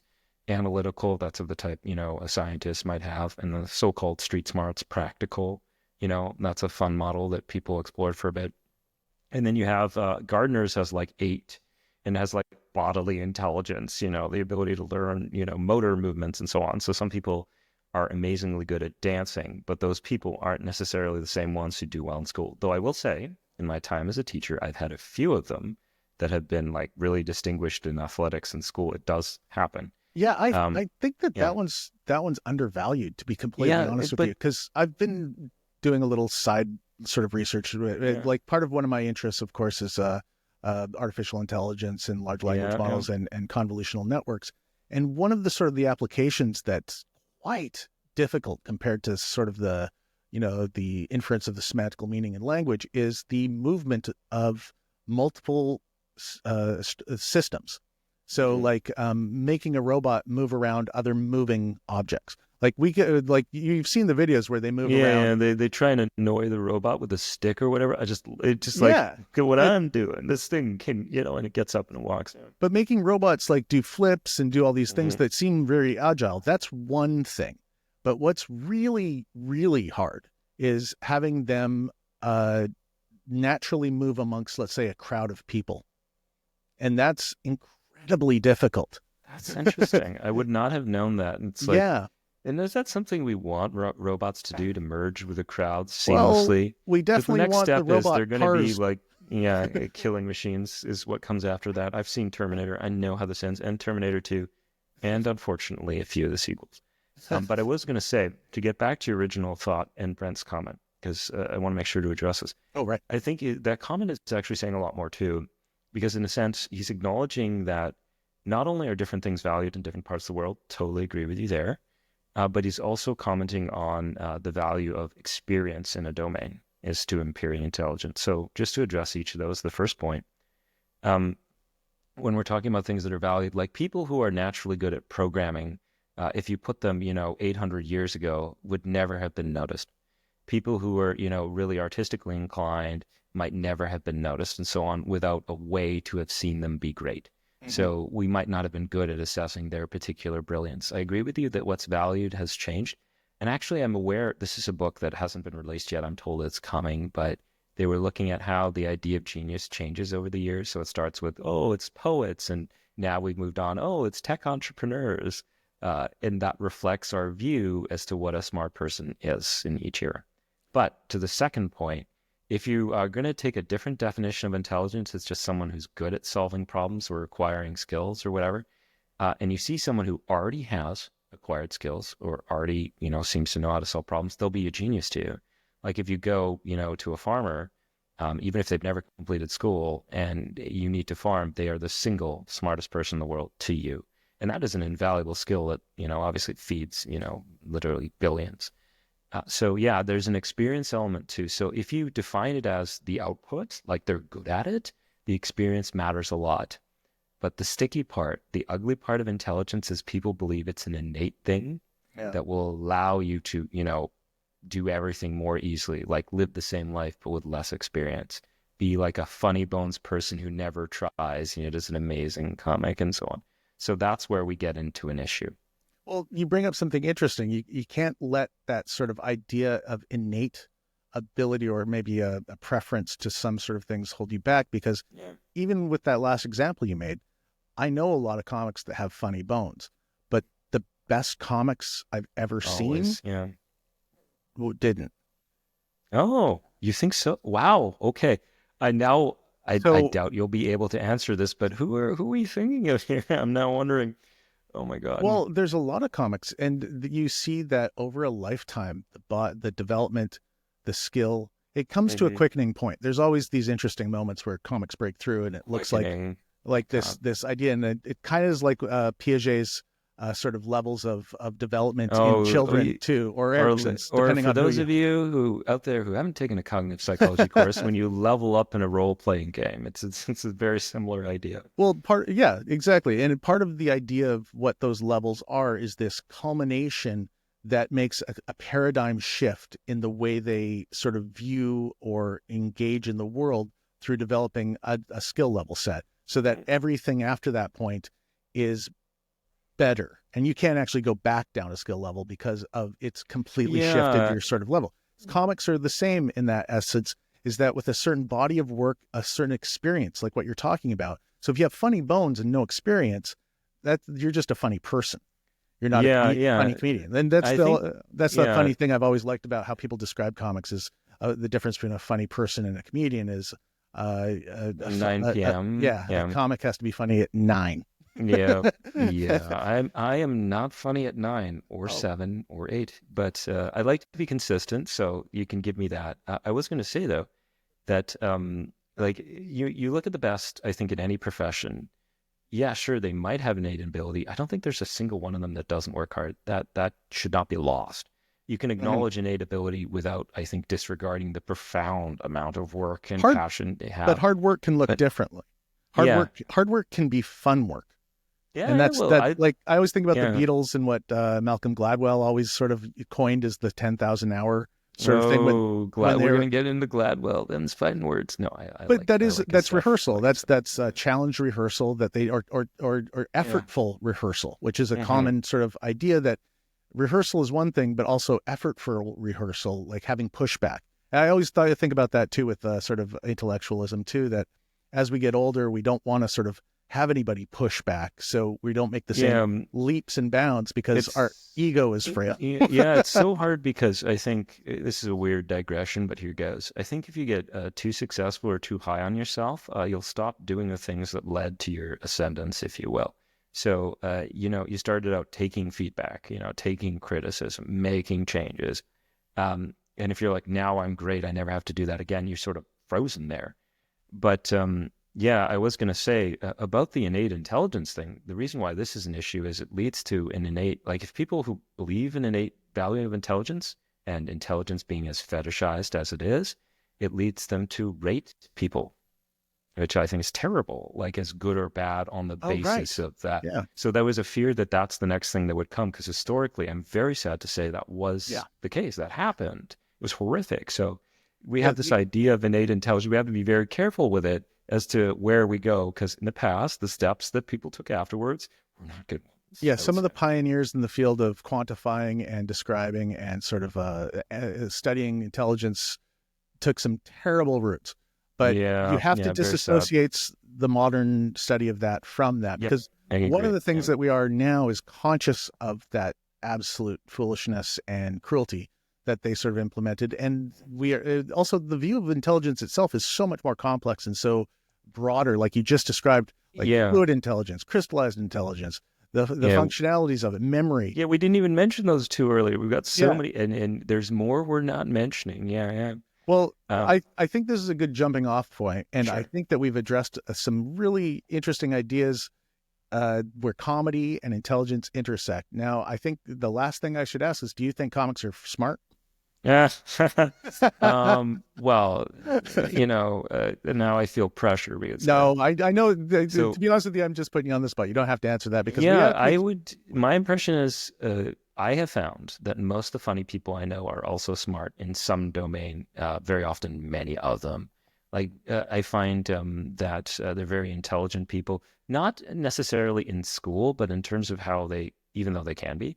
But in terms of like just overall, like they'll have good observations of like a film. They'll pick up on a storyline faster than you.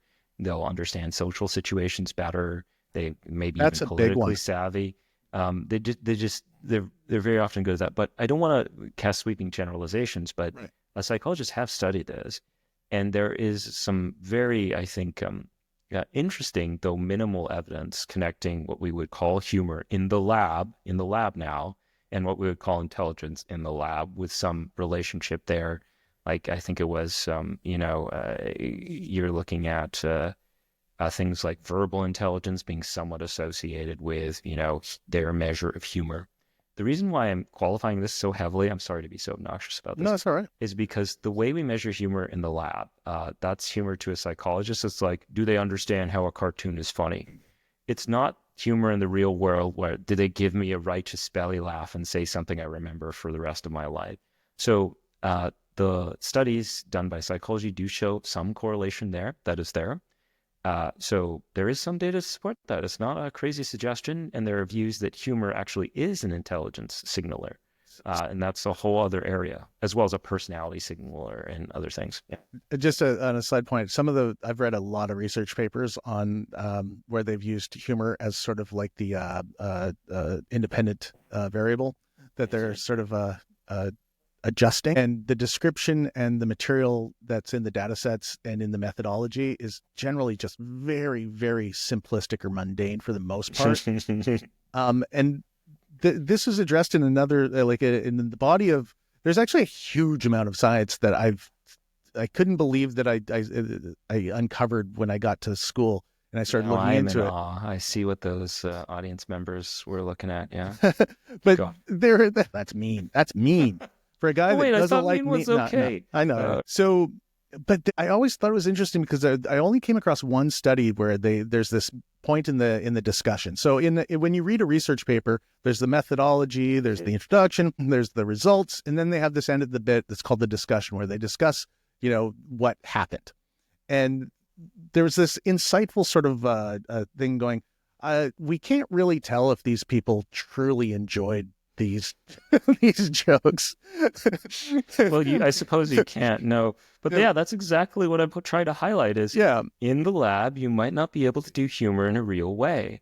It's very, very hard to do, and it's also very hard because humor is very much like it's to the audience, right? So you perform to people who bought tickets to see you, and sometimes they have an understanding of your style. And we put you in another part of the world with another audience, and it may not go as well, or it could go better. But the Oh, point is, like yeah. a universal humor that you could use as a measure in a study. How realistic is that? So this might be the thing where the imperfect measure is the only one. There may never be another. I thought this was funny. I didn't bring this up earlier, but they were doing this humor research, and part of it was they're trying to understand like a theory of comedy, like why is something funny? And they put forward this theory, like benign violation, for example. Have you heard of this one? Yep. Yeah, you break a convention, but it doesn't matter that you broke it, whatever. Anyways, so they have a theory of comedy, and one of the things they wanted to do later was, okay, now that we have an idea of what's funny, can we teach someone to be funny? And there was an interview where this came up, and the guy's like, we tried this for a year, and we gave up. Because you can't do it. So there's also that dimension to it, too, that you can't, like, these things, you can't teach them, which is too bad, because I would take that class if there really were a class that made you funny. Yeah. And there's so many weird sort of anomalies, like what you were talking about, like some of the testing material in, let's say, if you did it in France, the French culture sort of separated aspects of comedy a long time ago into sort of more two main streams of buffoonery and wit. And so I love the word buffoonery. yeah, this is the classical French. In modern comedy, they've blended them back together, but classically there was like, you would laugh at buffoonery and you would admire wit. But in English, we laugh at both, which is it's a cultural sort of like, oh, like Yeah. Yeah. there's this weird aspect of what do you laugh at? What generates, what are we showing with that sort of experience? And wit is overly studied in linguistics and in some studies where they call it comedy, like wordplay, wit, and stuff like that. And it is comedy in our sense, in a Western world sense, because they are blended.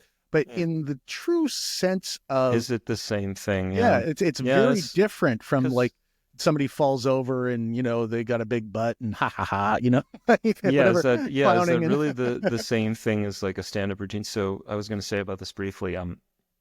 I do find this really interesting because this is a distinction they've tried to make.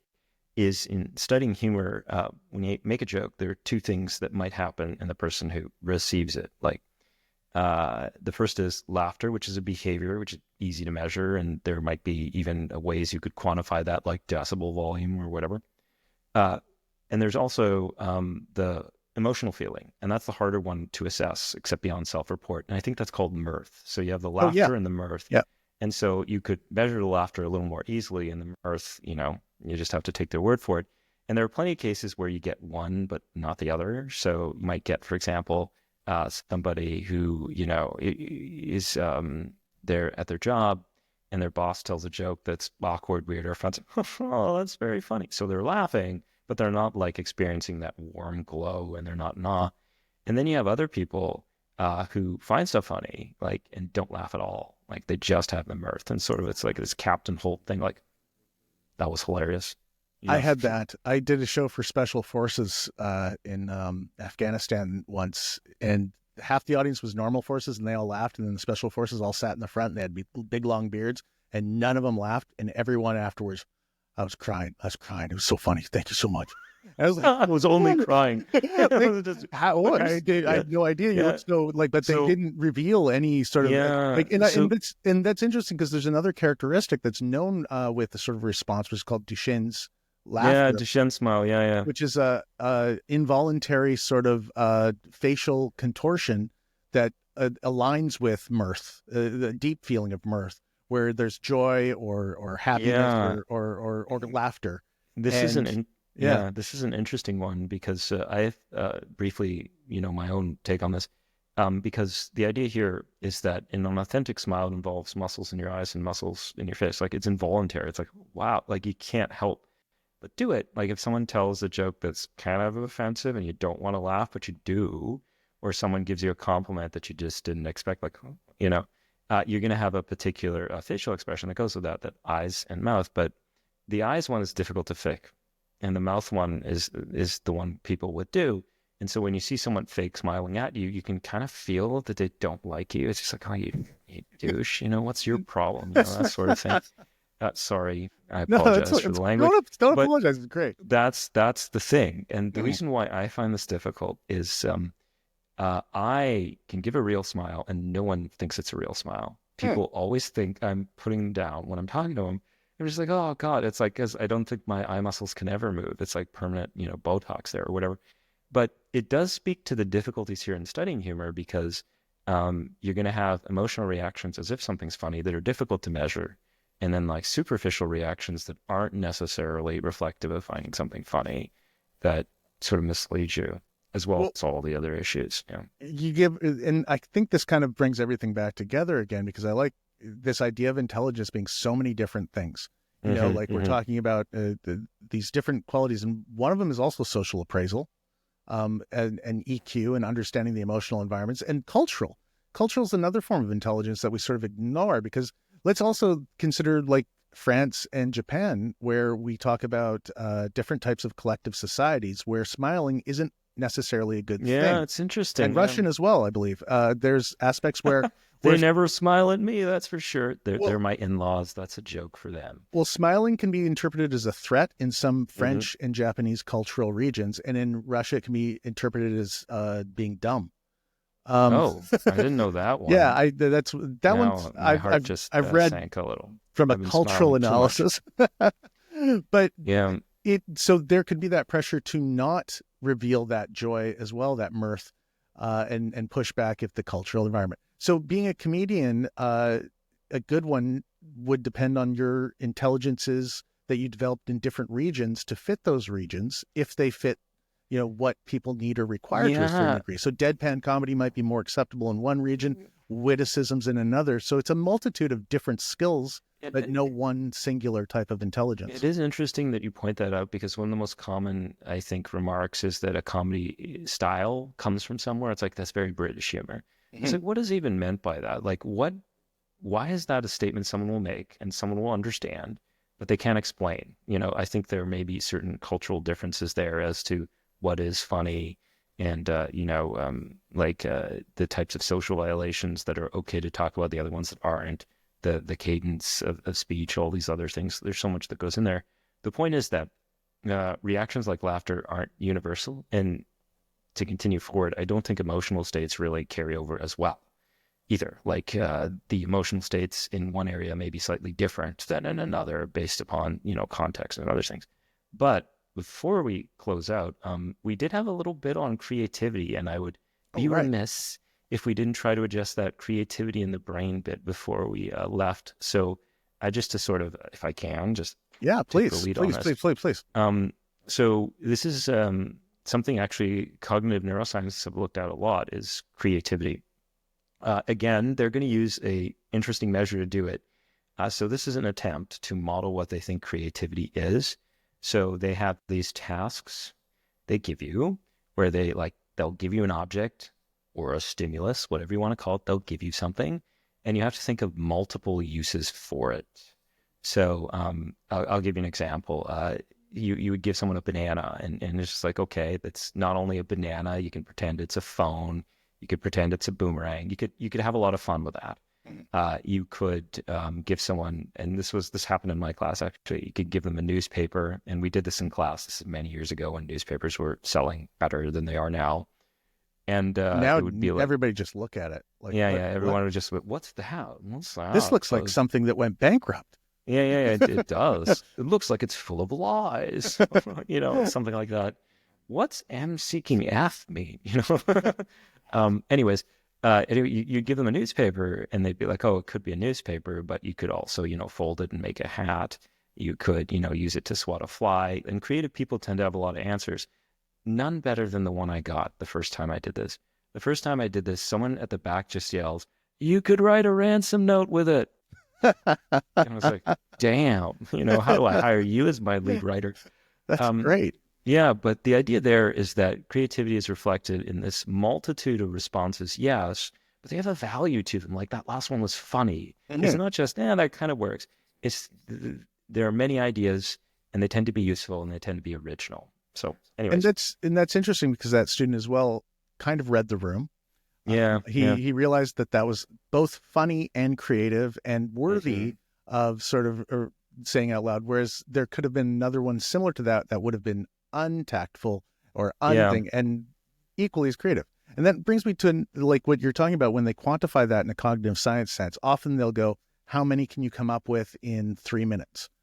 So there'll also be sort of like a time limit. I always thought that was interesting because you could come up with a lot of sort of low effort, low value ones and have a list that's exceptionally long, but then you could have one incredibly creative one and not many. And how is that? Yeah.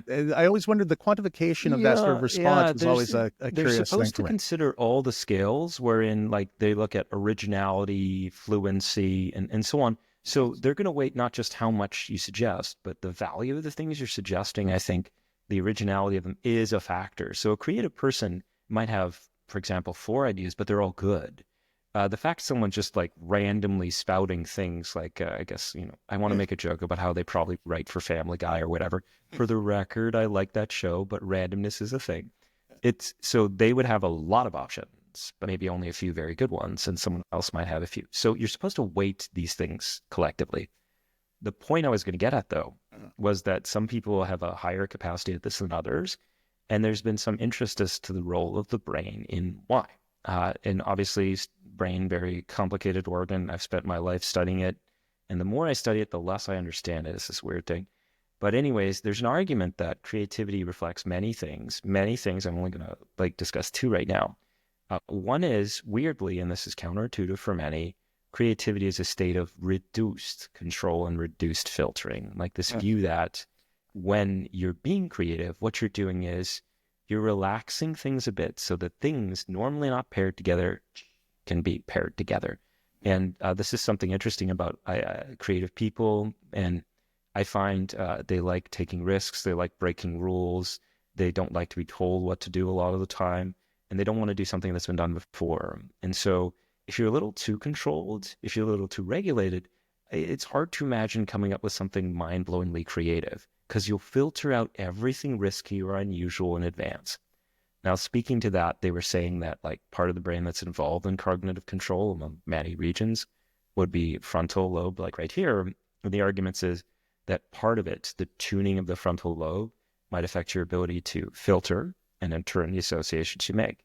And there are other theories too, like you're zapping other parts of the brain and other regions. I can't actually touch them. They're buried in there, but under the headset or whatever. But the idea is that what creativity is might reflect, a relaxing of the filtration, a relaxing of frontal cortex function, or at least a change. Like I have to be careful with my language, as well as a change in other brain centers to make associations more common, more attractive. Like it's so many things, but the idea that it involves being less regulated, I think is an interesting one that it seems pretty consistent across these theories. Certainly a change in frontal cortex function seems to be a feature. Yeah. Well, that fits very well with some of the things that I was experimenting with in my final year. I was doing a computational psychology, and for one of my projects, I was trying to represent sort of humor or creativity using a method of a computational scale where part of how you showed creativity in finding connections between normalized things was by reducing the need for meshing. So basically more fuzzy categorization. So is this like a threshold reduction type thing, literally? And it's interesting because you run into it a lot with large language models and with convolutional networks that generate images. You'll be asked for a temperature. And temperature is the sort of the rigidity of the or the strength of the weights to sort of align to each other. So you'll have a very lower dimensional space where the connections are versus a wider dimensional space. So like a dimension meaning is like, hat is to hat rack, hat is to head, hat is to, cat.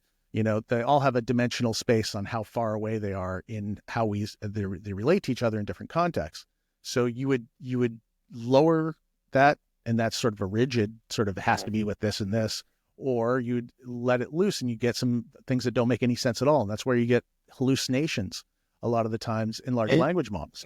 Wow. Okay. So hallucinations in language models I'm less familiar with, but the threshold idea does seem on par with everything I've read elsewhere. I was going to say as well, there's some other interesting related things I've noticed.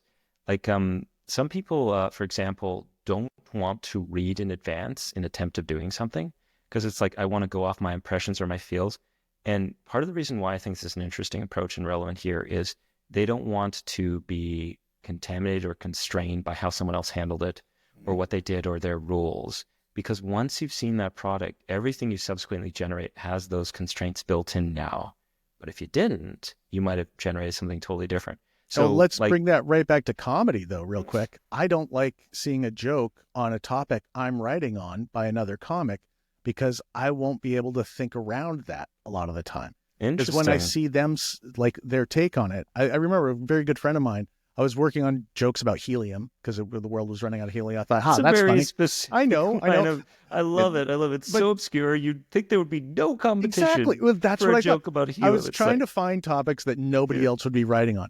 And then a friend of mine from Vancouver came to Edinburgh, and I went down to his show, and lo and behold, he had 30 minutes on helium, and they were great.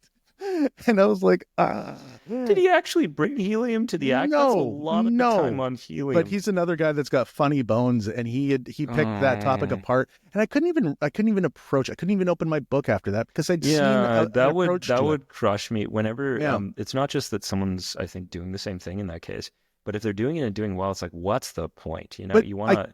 I couldn't see an approach to it different after seeing it. That was the thing, because you once I'd seen a connection, a solution to the problem I was looking for, that solution existed, and it was hard to break free of the solution, you know? And I think that's kind of what you're talking about there to a degree. Cognitive psychology has a way of framing this. I think they call it like design fixation, is a very similar idea. You'll learn these uses of objects, and it's very hard to see them as anything else. And I think we see that in other forms with people like stereotyping and so on. Whenever you learn that's really tight pairing, it's hard to, relieve that constraint. But creative people do it more often, and they're especially good at it, I think. Well, I think we've talked about some just really interesting things. And one of the things I would like to do is I'm going to just put some links to some of these topics in the bottom of the description of this podcast and on the YouTube channel or wherever you've seen this. If you enjoyed this show, please click like, subscribe, follow us. We've got next week. We're going to be talking to Darcy Michael of Darcy and Jer, and there's some really interesting things about the connection between ADHD. Also, that same thing you were talking about with the rigidity in the executive function in the front. I think we can revisit in a discussion there again, maybe not in the creative sense, but in the sort of the management of ADHD and comedy. And then we've got coming up after that, we've got Des Bishop, and we're both on that one. So we don't even need this after session. So that'll be great. So this has been great. I'm Pete Johansson, the slow learner, and Dr. Paul. You didn't even pick up on that. You just looked at me dead eyed, like I'm not. No, I was like, do I get to name myself here? Yes, there you go. Of course. I'll go with Dr. Paul for now. I like Dr. Paul. I'm gonna go. Professor Whissell was with us. This has been great. Thank you so much for spending some time and exploring the idea of intelligence. And thank you to Brent, who will also put some links in the bottom, show what he's got coming up, and to his fantastic book, and look for his next one coming out because he's writing like a banshee. And this has been the Slow Learner. Thanks for joining us. Goodbye.